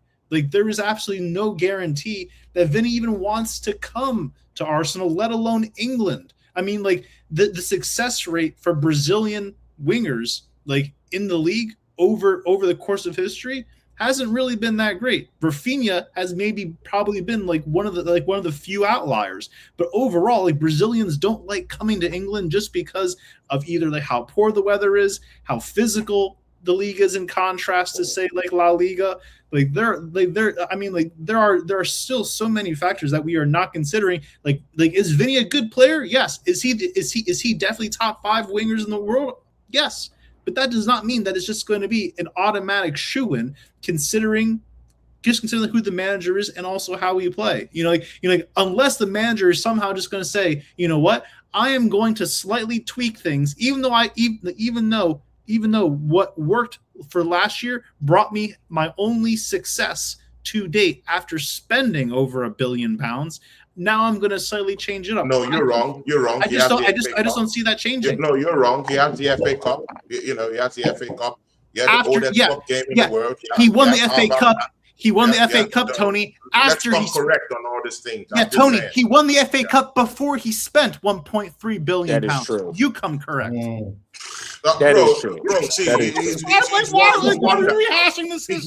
won that, bro. Yeah. Let's go. Before he spent, he won it, but he didn't spend when he took over. He didn't spend anything on it. Over £1 billion. What are you trying to defend him? You should on us Arsenal fans, bro. Yeah, he's won the FA Cup, the oldest cup game in the world, and he's won the Premier League to cap that up. Let's don't do all the shenanigans we're doing, bro. Come on, man. He's not doing any shenanigans. He didn't spend in the FA Cup. He took over in December. Everything was getting shut down. 2 months later, he wasn't able to spend. He wasn't given the opportunity to spend in the winter transfer before he won the FA Cup. He is correct in that. All the money that Arteta has spent, the only trophy that he has won since been given the availability to spend is this title. That is true. Back to what you were saying, Tony, do I think he won't have to track back as much? No, because I think we'll play. This is why I think the Bruno G deal is very important, because that is going to give us more of the time to be able to be a more possession-based team. The other thing about Vinny as well is now there is not going to be anybody complaining about low blocks, because Vinny should be given free reign to dance at everybody if they're going to be playing low blocks against. You don't pay that amount of money for a player to micromanage them, man. Huh? You don't pay that amount of money for a player to micromanage them. Yeah, Vinny is the superstar, not Arteta here. Agreed, but again, the situation. See here, again, when we talk about the playing style, if you get a player like Vinny Jr. to your degree, you pay that much money to not micromanage. Are we going to stop doing the nonsense of where we scored 1 goal and then the next 20 to 30 minutes we just see it out? That has to stop as soon as you sign Bruno G and Vinny. Again, I hear it, but have you also thought about that perspective that maybe we don't have the players to actually sustain that kind of football you're talking about, that kind of playing style you're talking about? We have I think we do. Clowns like Noni Madueke. They can't sustain that kind of track back, go forward, track back, go. They can't sustain it, yeah, and they can't even sustain attacking either, though, and give you something effective going forward. So when we're saying people like Vinny coming to play, Bruno Guimaraes coming to play, we're looking at two players at that caliber that can give us the best. They can retain the ball. They can give us something going forward even more better and make other players around them even more better and more effective going forward. So suddenly, even if we have our back four that looks so solid when Saliba comes back to play, yeah, and we have a midfield that will be shored up with Bruno, and we have someone like Vinicius Jr. who will be doing his stuff down the flanks down there. We already have Saka, who's causing the damage altogether, and have a Gyökeres who will just be putting in the goals. Suddenly, we don't need to be tracking back. We just need to be balanced to play. 100%. But again, the question with that is, I don't think Martinelli can sustain attacking football. This is what I'm saying. I don't think 100%. I don't think Noni Madueke can sustain attacking football, bro. They have to track back and help back if you're not attacking them. That's what I'm saying. Agreed. I thought that Mikel Arteta never had those kind of players that can be able to put us on an advantage attacking-wise, sustainably. And maybe that's why he's using them the best way he knows how to use them, which is by tracking back them. Here's the thing with that I would only push back on that is I would then go to the Aubameyang situation. Because Oba should have never been moved from the striker position in the first place. He should have never been moved to the left wing position to be asked to track back. That's the only example that I'm going to use to where that's where that sticks up. Because listen, I don't care what nobody says. The man has scored over 420 career goals. The man is a top tier striker. You don't take somebody like that out of their position and do what they did where the fallout came. Because that's what stopped Oba from scoring a lot more goals in that season. Because if you look at his goals per game ratio that season compared to the rest, being put out of position is the only thing that shows why that happened. For me, I hear with what you're saying with that is saying, okay, these players cannot continually sustain offense. I agree with that. I agree with that. But there are certain games where we played inferior teams where we should have never let up. There's a lot of 1-0 wins that we had this season where we should have not have let up. The 2-2 draw against Wolves, we should have never let up against that shit team. That's one of those teams now where if you get a guy like Bruno G and Vinny, you don't let up. We should be blowing the doors off them shit teams 6-0. Exactly. Yeah. Exactly like what's coming up right now. Coventry, Hull, all them fucking dog ass shit teams that are coming up. If you get a guy like Vinny and Bruno in there, I want to see 70% possession the whole fucking game, and I want to see 4 or 5 goals. Because if you're telling me we scored 2 goals, but both times we scored 2 goals, we're sitting back. Vinny gets to sit on the top on the 50-yard line, but Gyökeres is coming back to do work. We're just making an exception for one guy and still trying to do the same thing, which is not going to work. Because the way it worked for us last season is we defended in unison and we went forward in unison. If you're going to do like what Tony's saying, if you want balance, for me, this is an easy situation if you get Vinny and Bruno. You play 4-3-3. Eze gets to cheat up when we are in possession of the ball to where he moves into the number 10 position. Rice needs to be the anchor as the number 6. Again, I don't care what nobody says, especially an old school English style number 4. There isn't too many better than Rice in the world right now. Yeah. Box to box, Rice ain't even top 10 midfielders if you're asking box to box, in my opinion. Yeah. Bruno G is damn sure over there. So again, if you have the situation set up when everybody's healthy and you can play that, there's no reason why Arsenal can't be a city-like team where every game, unless it's one of the bigger teams, if it's not City or Liverpool, really, to be honest with you, all the rest of the games, we should be having 60+% possession and not letting up and playing more defensive at any time against that, because now you have the players to go forward and really play that old school open attacking Arsenal football. And people, that is the reason why we should go buck wild on this Bruno G. That's why I've agreed personally, internally in my heart, that we should even go 100 for this guy right now, because I'm overlooking what we're going to spend for what we're going to gain, the quality we're going to gain, what he's going to bring to that third spot in the midfield. That's what I'm looking at right now. I think just imagine the powers we get with the third midfielder playing Bruno Guimaraes and Rice in the double pivot, bro. Yeah, it's going to be people. We can sit back, chill, relax. It's either Odegaard comes do his thing. It's either we say, oh, okay, Eze, come do your thing. It's either, bro, anyone. Bruno G is number one target. Bro, even more than Vini for me right now, bro. Facts. Number one target. And please, if it's going to take 100 million to do it, I've totally agreed. Let's do it, bro. It matters right now, bro. It matters now, bro. Yeah. Guys, I just want to ask this, yeah, before the Waffle Don will try and round up things or ask some other question.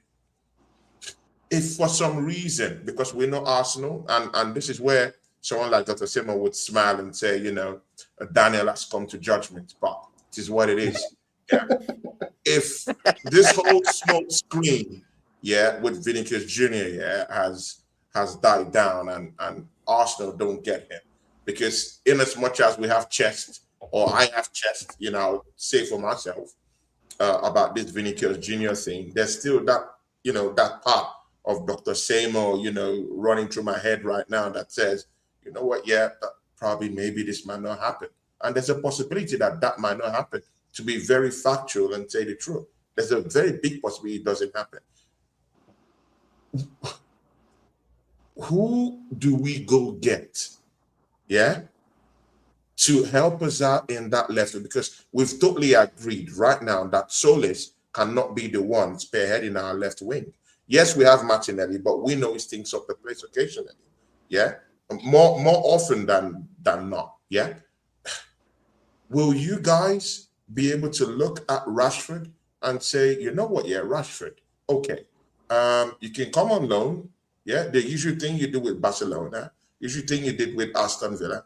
Come in, give us, you know, help us out in that left wing. People, last season, bar left wingers, bar Vara, bar maybe slightly Doku, who had a more explosive season on the left-hand side than Rashford. I'm just throwing that out there, people, just to muddle the waters. How do we go from wanting Vinny for whatever 150 million? I've answered that, and that's not the question. We've said that there's a part in our head that tells us that maybe Vinny might not come. So that answers that. So throw that all away.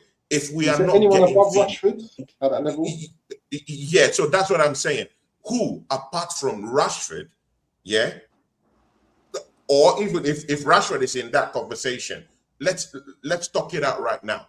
Who can we bring in that left wing that can do a job for us? Mostly since we know we cannot get Vinicius Jr. totally. And why I mentioned Rashford was because if you remove Vara and you remove maybe Doku, yeah, last season, he had a tremendous season, bro, at Barcelona. The kind of goals he was scoring. Yeah, but so that's just what I'm saying. I think the reason why Rashford was able to put up the numbers that he played is because it is Barcelona. If you now Aston Villa, he was playing a lot more on the right-hand side. If you remember when he was at Villa, he put up numbers and assists at Aston Villa. He did. The question for me with Rashford is this: am I really trying to ignite a 28, going to be 29-year-old Manchester United reject that's on 350,000 pounds a week? My personal opinion is no.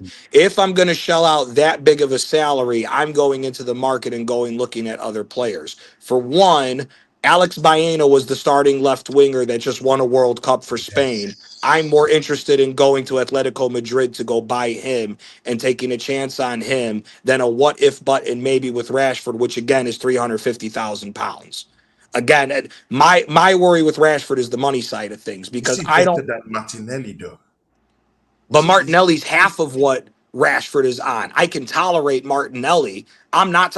If Rashford comes into Arsenal right now and he doesn't do half of what he did at I'll tell Barcelona, you someone we are who's all good. going to be chasing that scumbag back to I'll tell you Manchester someone who's United decent. for I'll tell finessing you us for someone's that much decent. I'll money. tell you That's why I'm someone's not even decent. trying to look at that. I'll tell you someone who looks decent. That Mbaye kid for Paris. Who? Is it Mbaye for Paris, PSG? Ndiaye. No, Ndiaye. Mbaye. Okay, at Bayern. Mbaye. No, he's at PSG. Oh, the young kid you're talking about. Yeah. Okay. I could see him, but again, I'm talking about somebody that's going to make us win now. I'm not Yeah. talking about what if, Yeah, buts, and that's maybes. potential. Yeah, That's potential. yeah. See, I'm And we done don't with want potential. potential. We I'm want done ready with made. potential signings. Like Yeah, what yeah, we're yeah. We doing, want ready made. Come in, like hit what the we're ground doing, running. like what we're doing with these youth kids that we've signed. Cool. Get them for the low. Put them in the youth academy. Start getting them their reps that they need at the young age, and then we develop them and see what Oh, happens as this far one, as that. this guy. See, my thing Nusa. with Big up to Moscona. here's the thing though with Nusa. Unless you guys haven't been paying attention, there's only two players that have left RB Leipzig that have panned out. That's Danny Olmo and Szoboszlai. That's it. That's it. Every other sorry ass piece of shit player that came from that club is a money grab. Let's all remember Timo Werner. What he did at Chelsea for 60 yeah. million was god awful. I'm not, Yeah. and Nusa, as young as he is, he's had 2 major knee surgeries already. I'm not taking a chance on him. I'm I'm not not taking taking a a chance chance on on him him. either. I'd again, Alex Baena did it at Villarreal. He went over to Atletico Madrid. Yes, he didn't win with Atletico, but he was the starting left winger for a World Cup winning side Spain and looked damn good at it. You can't tell me with his playing style, the way he was feeding Marino when Marino would come in for Spain, or the way he was feeding Yamal, that you can't tell me his passing ability, we're not going to get more goals for Gyökeres. That is why I'm not. Yes, you did it for a month. What did RB Leipzig do? Bring up the 2 injuries that he's had at Leipzig. And again, Moscona, the World Cup is clearly by Here. far Does anybody remember James Rodriguez? Rodriguez? James Rodriguez balled out for a month and cost 85 million. After 2 years, in Madrid and 2 years at Bayern, what did he do after that? Nothing. Again, I'm not one of. What has Enzo Fernandez done from a World Cup buy for Chelsea for 125 million? Nothing. Exactly. I'm sick of this shit. I'm sick. You know, the biggest problem with football nowadays is one person has a one-off year or one good month, and now everybody thinks we need to spend the whole house to go get that fucking player when they haven't done more than 90 days worth of work. I'm sorry, no. I want proven players. Baena balled out for 2 years at Villarreal. He balled out at Atletico Madrid. Those are the types of players that I want. I'm not looking at RB Leipzig no more. I'm sorry. RB Leipzig was when Arsenal was just starting with Arteta. We won the fucking league. We're not looking at players at that caliber. I want players that are playing at the likes of an Atletico Madrid, a Barcelona, a Real Madrid, an Inter, a Bayern Munich, or maybe one of the players that's developing from one of the other big 6 teams that they are not going to be able to hold on to. I'm sick and tired of looking at these dog shit clubs that have nothing to offer and have such a bad track record of shit players. They're not worth the investment. I'm sorry, they're not. So who is there? I'd rather go get Njai from Everton. I would rather go get Njai from Everton, who's proven 2 years in the Premier League. I understand that, but I'm saying that's somebody who I'm looking at, not Nusa. Here's another thing. How many players have actually come over from Germany and hit the ground running in the Premier League? Because we just saw what happened with Wirtz, and Wirtz was 125 million. So again, that's my point. The most deadly player that's come to the league and done anything is Kai Havertz, and that tells you the whole story. So I'm glad. But Paris, you said something about Diamande. Don't compare Nusa to Diamande, bro. Come on, bro. Diamande, I think, is levels above Nusa. For me, with what he can bring to the team, bro. That's why Madrid is totally okay to spend over 100 G's. Yeah, 100 bags. Yeah, for this guy. So there's a reason why they're going for Ian Diamande rather than Nusa. And what Gianni raised, and again, it flew through your head, people. Yeah, because Gianni always has this occasional bombs he throws and it flies over our heads at times. He just told you that guy's done 2 major surgeries as young as he is. people. That tells you a story long term, maybe not in World Cup circles, because probably that's just a month job. Yeah. But in the long run, in club football, it does matter, because there'll be occasional niggling injuries that would, come out from those peak time surgeries you've done at such a young age. So, I mean, look And at Tony, it. add to it. Look at the way the injury bugs hit us. The way we play football. Look at how the injury bugs hit us. You mean you're Exactly, willing? bro. You We're mean so you're willing to unlucky with tell me injuries. you're going to risk 40 million on a guy with an injury history, bring him to Arsenal where we already have problems with the injuries, and now you're going to tell me that's okay? Nah, man. I'm sorry. I'm sorry. I'm done looking at these small. Big clubs move in a certain way. Okay, we've said how many times, Waffle? How many times have you and me said this on how big clubs are supposed to move? You go after other big clubs. You don't just keep looking at trying to be the potential guy. Oh, there's potential. I'm sorry. The potential was 5 fucking years ago. We won the damn league. We made it to the Champions League final in the same year from winning the league. We need to start moving like the big teams, or otherwise, Arsenal's going to be the same old fucking story where we might win one, we may win another one in 2 to 3 years' times, and it's a bunch of what if, buts, and maybes. No, go get proven players that are at the big teams. That's all you need to do. Hell, if we're talking about Vinny Jr., if Vinny don't work, hell, I'd go right back to Bayern Munich. What you want for Louis Diaz? You want 100 million for Louis Diaz? I'm looking at players like that. I'm not talking about these bullshit fucking teams anymore. I'm sorry. I'm done with that nonsense. Completely forgot about Luis Diaz. But again, he's contracted to Bayern Munich. You can't tempt But him again, out. if you got the money, put the money down and see what happens. That's what the big clubs do. Entice. Look to see what the player wants to do. Model to Enough of what? again, if Arsenal was back in this situation, if Arsenal right now came out and said, listen, we ain't got no money. We got to sell players and we have to make a profit off of what we're doing, and we have to buy smaller league players. Okay, it is what it is. We have to deal with it for a year. But I'm not fucking looking at potential players when we're talking about trying to go back to back. Those two do not rely in the same area. I'm sorry, it's not. The only way you're going to go get a potential player is if you guys have looked through the crystal ball and know right now that all of a sudden that Martinelli's going to go back to what he was doing in the 22-23 season. If you know through a glass ball that Martinelli's going to do that, fine. You can go get Nusa for 40 million as a backup and we'll see how he is. But because we all know where Martinelli has been, I'm not taking that chance. We've spent $1 billion. Again, act like a big club. We need to win Premier League trophies. And here's one last little thing before I shut up. Let's all remember something here. We're the third biggest team in England, right? Let's all remember something. If we don't win any trophy and City wins 2, they pass us on Trophy Hall. I'm not hearing this shit no more. I'm not hearing this shit no more about potential. We need to go and fucking win. I hear you. See, because we're trying to round up the program now, almost 2 hours. Yeah, sorry I went on that rant, Waffle. My bad. Big. Nah, that was good. No, it makes the show interesting. People, I like that. I love this when people decide to just, roll it and turn it up a notch. Dr. Seymour, this is it. What do you think about what you've heard about all these left-wing options that we should have or something like that? What do you think, my bro? Are you willing to listen to the chant of Rashford donning an Arsenal shirt? Or who would you pick if Vinny's not coming? I mean, so personally, I personally wouldn't mind seeing Nusa here. I mean, I think he is levels above Diamande. I don't know what people see in this Yan Diamande kid. I mean, he just seems to be like another pace merchant. Big up Paris.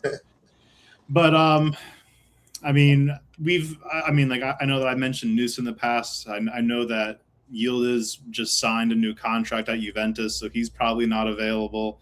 I mean, like Moliero's around in Spain, but that's another one. I mean, like, but we are.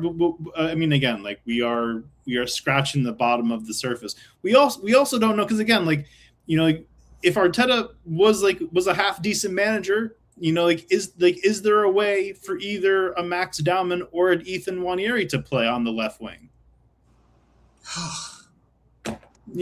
Again, this is what we're dealt with because we have waited and we continue to wait to do business in the market. So Mika Chutz over at Ajax is available. I mean, again, like Malik Fofana is available. Like there are plenty of wingers available. Are they league proven? Not necessarily. Just and to Gianna's point, just because Nusa tears it up like with Norway does not mean that it's suddenly going to translate, into club success at Arsenal, especially considering who we have as manager and considering his track record with attackers at this club. I mean, again, like unless Arteta is just going to suddenly and surprisingly, change up our tactics, make us look more free-flowing attacking football next year, which I don't see happening. Let's say if we were to bring Vinny in, right? How long would it take for him to turn into a Brazilian Nani Madueke? So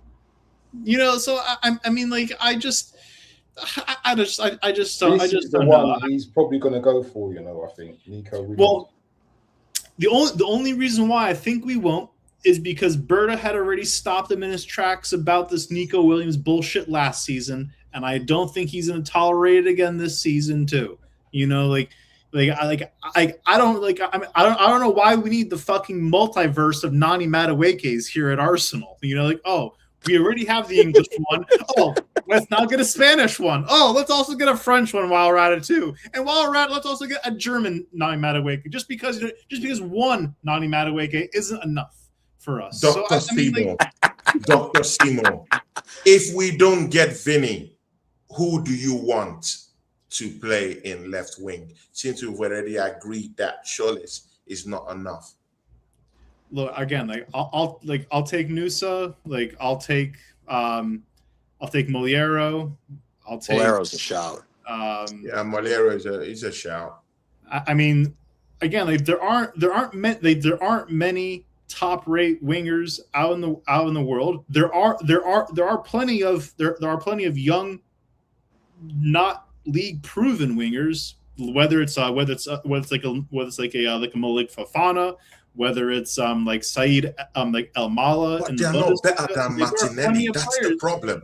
If we're bringing in a player, the player has to be better than exceedingly than what we already have down there. All these players you've mentioned, what we have is on the floor. Are not more in terms of being more effective than that left wing than Martinelli though. So the person has to surge past Martinelli. Would you what we have there?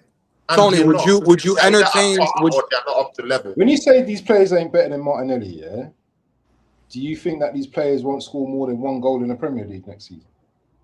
Because that's what they need to be better than Martinelli. Right. Exactly. The standard is subterraneous now, Tony. The standard is below the floor. See, there was somebody I was going to throw out there, and Waffle Don would know him since he's a Gala fan. I would look at Baris Yilmaz from Galatasaray. One, because the guy can play anywhere. Yeah. The guy can play 10, right wing, left wing, and false 9 if you need him to fit in there, if you want a different profile. And the guy's been there the whole time. Galatasaray's on 4 straight league titles. He's been proven. Now, yes, we can say whatever we want that it's the Super League, but the Super League has produced talent that translates over to the Premier League. And funny enough, they've done it better in recent times than what the Bundesliga has done. So I'm willing to entice looking at young talent to doing it. But again, my whole thing is this. If you're going to go down the route of young talent right now, come next summer, you need to go back out there and be looking at superstars. The superstar stuff cannot stop at this point. Yeah. If you're telling me we got to deal with like a Baris Yilmaz or a Nusa, just for argument's sake, I'll tolerate it for the year. But if you're going to tell me that we're buying these guys and Martinelli had a mediocre season and we're coming out saying, oh, we don't need wingers, we need to go and get more defensive guys, I'm going to lose my shit. People. Should we be talking about Oyarzabal? He's more a 9 or a supporting striker or false 9 rather than a winger. We can't be looking at Oyarzabal. Who else? Bro, I got one for you. And it would piss off the entire island of England. Go get Mason Greenwood. Fuck that bullshit that happened. Go get Mason Greenwood. Oh my God, no. Best swinger out there, mate. You want He to does talk this, about man. somebody who's been scoring goals left, right, and center? Go get Mason Greenwood, and let's do what United did Which with one us coming with back to though? RVP. Let's go get their I, ex-golden child, who's better than Rashford in my opinion, and put an Arsenal jersey on him. Because I guarantee you right now, his ability, Mason Greenwood's going to come over here. Especially you get the likes of a Bruno G here, smoke. Nothing but smoke if we Smoke. go get a guy like that. I think so. But Arsenal chicken out when it comes to very, very sensitive signings like that. Not because it's coming from, not because it was a former wonder kid at Manchester United, but just because of those rape allegations and all that stuff. Arsenal is not really, really, really, really going to, mesh their name into that kind of muddy waters, being linked to someone who has been alleged to commit a sexual assault on his girlfriend and all that stuff. Arsenal wouldn't be, seen publicly to connect with such character. So it is what it is, isn't it? So I don't think it's even viable. But I mean, work rates wise, with what he's doing right now, it's good for business though. But I don't think Arsenal will be looking that way though, because of all those things lingering, with him. But people, it is what it is, people. Because I would have to round up this show, people. 2 hours we've been going at it, people. Just before we go, yeah, a big one before we go, yeah. And I'll start from the waffle done, and it goes straight and back to me before we go. Predictions for this season, people. First episode of Monday Night Madness. People, it's not always going to be 2 hours. It could just be normal 1 hour, but today was the season premiere. So, of course, we've done 2 hours. It's big for you guys. So, thanks for joining us today. So, see, what we're done. Predictions for the season. Do you think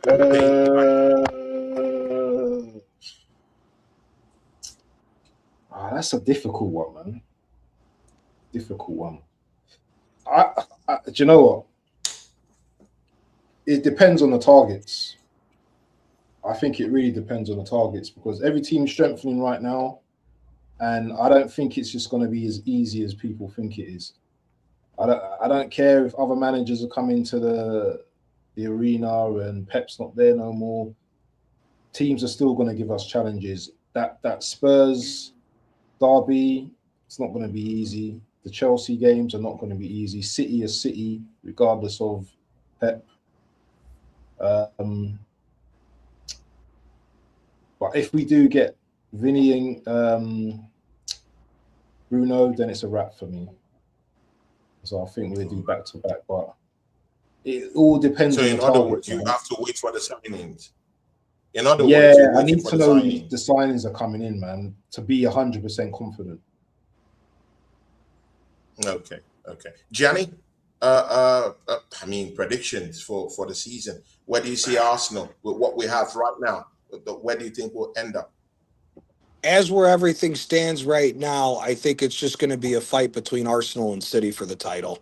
I'm not convinced by Liverpool just yet because they haven't made enough moves, and I do not think Gakpo is going to turn around as a shit player he is.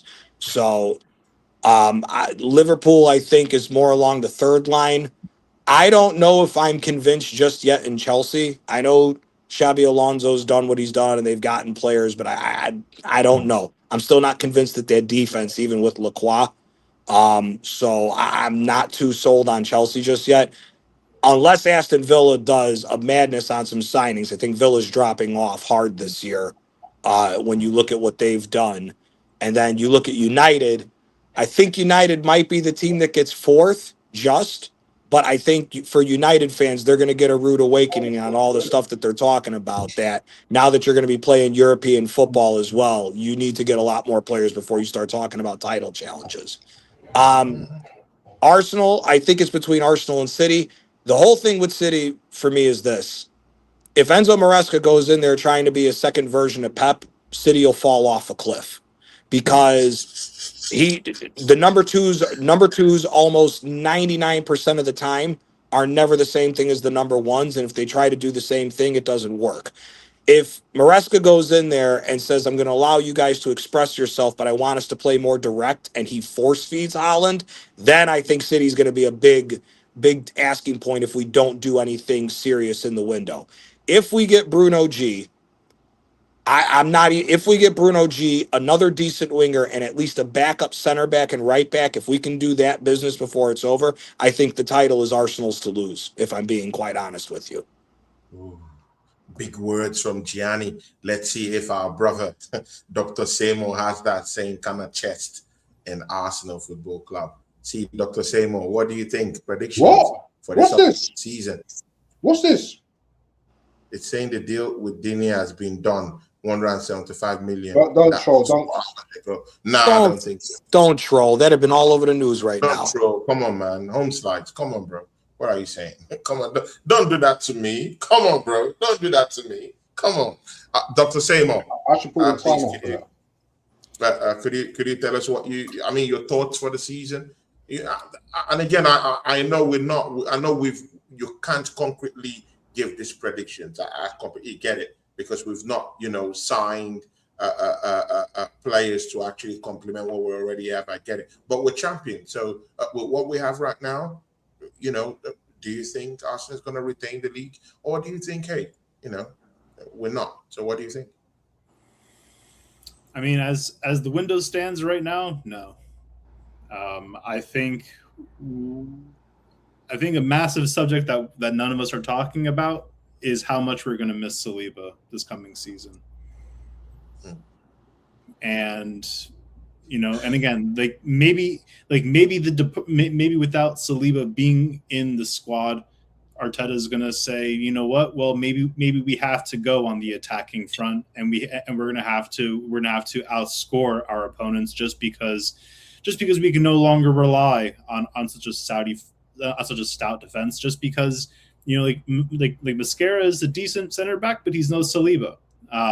And Gabriel tends to sometimes lose his head when Saliba is not in the team, paired up next to him. I don't think there really is a front runner currently in the league. I think it's really up for grabs. I think that people are writing Chelsea off at their own peril. I personally rate Xabi Alonso as a manager. I don't think it was any small feat that he had pipped Bayern after they went back to back for league titles for the last 13 years prior to Xabi Alonso setting up shop and then going invincible, with no known stars on that squad either. So I don't think anything is guaranteed for us next season. Or rather, no. The only thing that really is guaranteed. There are two things guaranteed for our season next year. There's going to be a fuck ton of PR, as there always is. So there'll be a bunch of stories in the media that will always just be recycling and regurgitating. And there's going to be injuries next season too.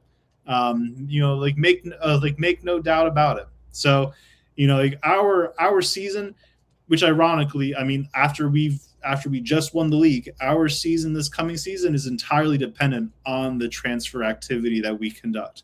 If we remain complacent, if we do not get the players in that we need to not only elevate the squad, but to also give ourselves the proper depth that this club needs to compete on multiple fronts.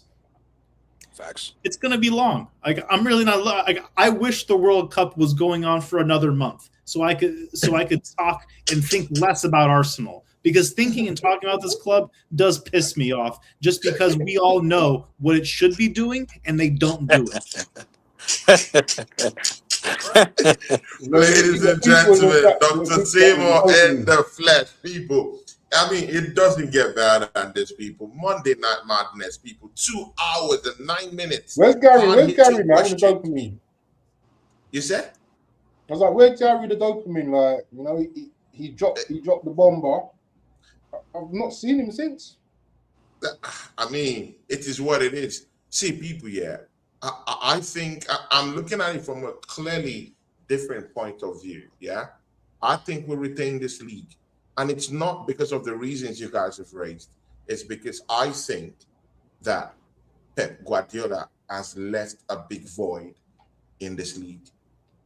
I don't think any manager would replicate what he has done for Manchester City, and Man City will be people. There will be a rude awakening for Manchester City this season because they're going to be seeing what they're missing in Pep Guardiola. People, I mean, I'm not really looking into it, deeper into it, but guys, yeah, I'm telling you, I know what I'm talking about. You guys have no idea the void that guy has left in this league. And I'm looking at the other managers that are managing these top clubs that I would say, oh, okay, they're gonna challenge Arsenal for it. And I'm looking at them and they're not winners. In my own thinking, they're clowns and bums because Maresca hasn't won any domestic title. I'm looking at Iraola. Iraola has to show me. He has to show me that he's a manager that, that can manage, in the top echelon of the Premier League. Yeah, he done his thing in Bournemouth, but he didn't win anything domestically, though. So, so why would anyone look at Iraola and say, you know what, yeah, you're a top manager? I don't think so. He's not a top manager. He might be a decent manager, but not an elite manager, though. So I'm looking at these top clubs here, and they're not riddled with winners in terms of managing. Mikel Arteta is the only manager that has won the Premier League that will be starting the league this season, bro. So, I mean, that raises lots of questions as to where this title might be going to right now. Iraola has to show us. See, people, frankly speaking, yeah, I'm not convinced about that Chelsea team. I'm not convinced about their defense, and Lacroix going down there, people. I think it's a calamity waiting to happen, people. Personally, he's a calamity. Shout out to Manny. Big up to Manny. He says, big up, boys. Watching another stream now, but I just thought I'll pop in the chat and say hi, people. Manny Tangadarai, amazing personality. Hopefully, we invite him to the show to come and put his pin probably next week if he's going to show up. So big up to you, Manny. So it is what it is. I think Mikel Arteta is the only title-winning manager in this space that will know how to navigate the waters and win it next season. I don't think these other managers are winners. And I don't think they've actually fortified their team to that extent that I think they're going to blow the title out the water. Look at Man City. They've only brought in Anderson, though. I don't think that's enough, though. I still think they still need one defender. I still think they need an extra midfielder. Going by what's this English? Brother, they need a whole new defense. Look, man, that's the thing about City. City is all going to depend on this. If they're actually going to play for Maresca, then it's the question. Okay? The only thing that City has going for them with Maresca is not going to bench Cherokee for half the season like the way Pep did. That's the only question that has to be there with City. City has no defense. Gahey isn't as good as everybody hypes him up to be. We saw that not only at the World Cup, but what he's done at City. Kushinoff is a fucking bum and an accident waiting to happen that just has pace. They need another center back. That if we get Bruno G, it's ours to lose. So, people, it is what it is. So, I don't see any other manager that would challenge Mikel Arteta right now. And these other teams, they've not bulked up to that point that I would say they're going to blow the title out the water. Nor have we. It's a big shout. I've got one question for you guys. I'm just throwing this out there. Bacola has agreed a deal to join Liverpool this afternoon. So, people, that's what we're doing right now. But I don't know. Maybe I'll consider the framework. Let me ask you guys one real quick question. Let me ask you guys one quick question before we get out of here. And I don't want to sound like a negative, but if we do sign Bruno G, but the injury bug comes back next year and it's around the same things of running players into their ground, and we don't win this league, what is the leeway for Arteta going forward? Because that to me is the only. That to me is. That to me is the. He went and bounced. Man bounced. That's a big one. That's a big one. See, Johnny, and that's why. Okay, see, Johnny. Yeah, again, that's why you need to have depth in that squad, innit? Yeah, and we've just said that Odegaard. I mean, we've looked at the market. I can't hear you guys. I'm gonna bounce out because I gotta drive home. Oh, okay. I'll see you guys. Big up, guys. Yeah. Big ups, man. Yeah, big ups. Yep. See, Seymour, yeah. The news, yeah. Odegaard is not going anywhere. It's still here. I'm not hearing rumors about Merino leaving. I'm not hearing rumors about Zubimendi leaving. I'm not hearing any rumors about concretely right now about Waneri leaving. Bro, we have this corpus of midfielders here that are not going to leave there at the football club. So that depth, do you think it covers anything for us though? To be more frank, does it cover anything for us in terms of these injuries that Gianni talked about? I mean, look, we've already talked about the necessity for depth last year, and we talked about the concerns that we had if, for example, Declan Rice went down to injury, or if Saliba went down to injury. There are massive drop-offs in that quality. You know, the only addition that we have made is bringing in Salas. You know, who may be a necessary, he is a decent option. I've never personally watched him very actively, but I'm giving him the benefit of the doubt just because our chief scout has a proven track record of scouting wingers. But at the end of the day, we have not done any of the business needed to actually shore up our squad and to ensure that we are going to win over that we are going to repeat. I mean, even from a statistical standpoint, how many apart recent memory with City, how many clubs have gone back to back winning the league? Yeah, it's sparse. I mean, City and United. I mean, it is what it is. See, people, yeah, it is what it is. Yeah, this midfielders, this multiple midfielders we have: Merino, Odegaard, Eze. I didn't even mention Eze, in that shout. Mars, Lewis, Kelly, Waneri. All these guys are there. Mind you, Vieira is still training with Arsenal and hasn't gotten a move out of Arsenal yet. So we have all these midfielders. Can we call them depth? I don't know right now. After the transfer window, it will take shape, and then we know the players that are still here. People, I mean, it is what it is. Shout out to you, Dr. Seymour, for showing up to the show today. God bless you, my brother. Hopefully next week we can get to do it. Johnny just stepped out. Shout out to Johnny. He had to go move his family. Big up to you. Thanks. It's always good energy with these guys down here. The people, I mean, you see me and Dr. Seymour going at it. Behind the scenes, we're great friends, yeah, people. So don't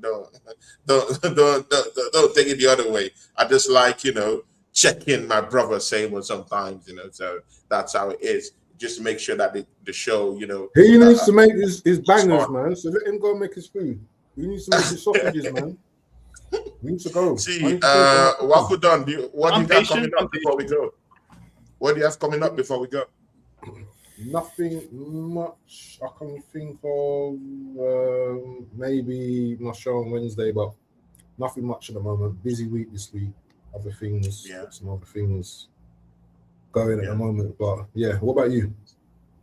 Yeah, I'll be having a show with Josh AFC, probably coming to the channel tomorrow.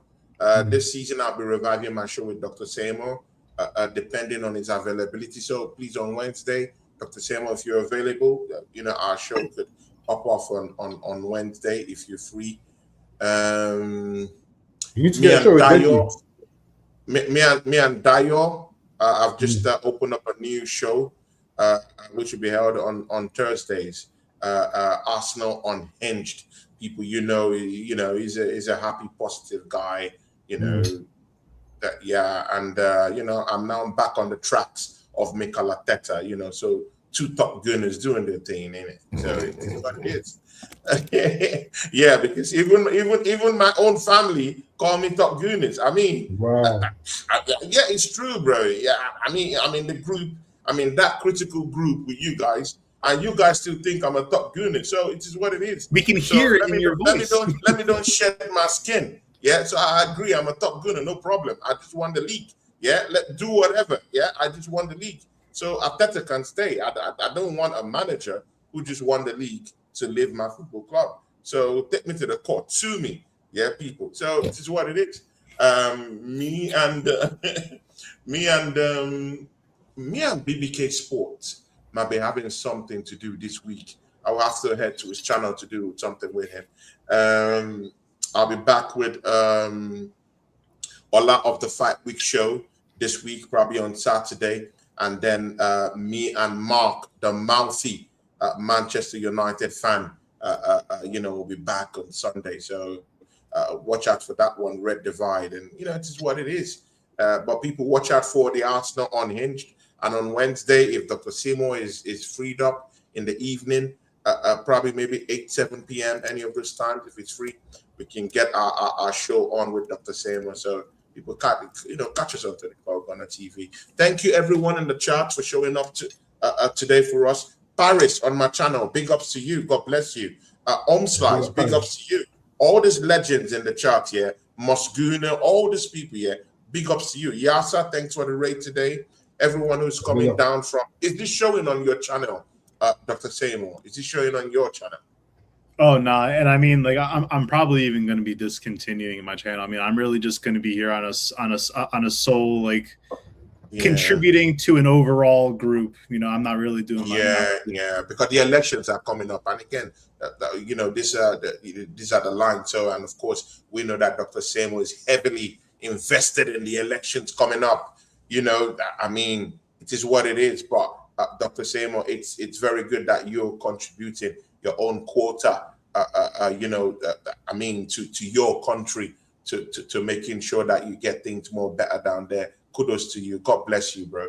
And any other person have anything to say before we go? I'm at 1%, so my laptop is about to die. So before that does, bless up to you all, man. Yeah, man. I need to jet as well. Come on, man. Let's we're gonna end stream now. People, let's go. Peace, people. Thanks.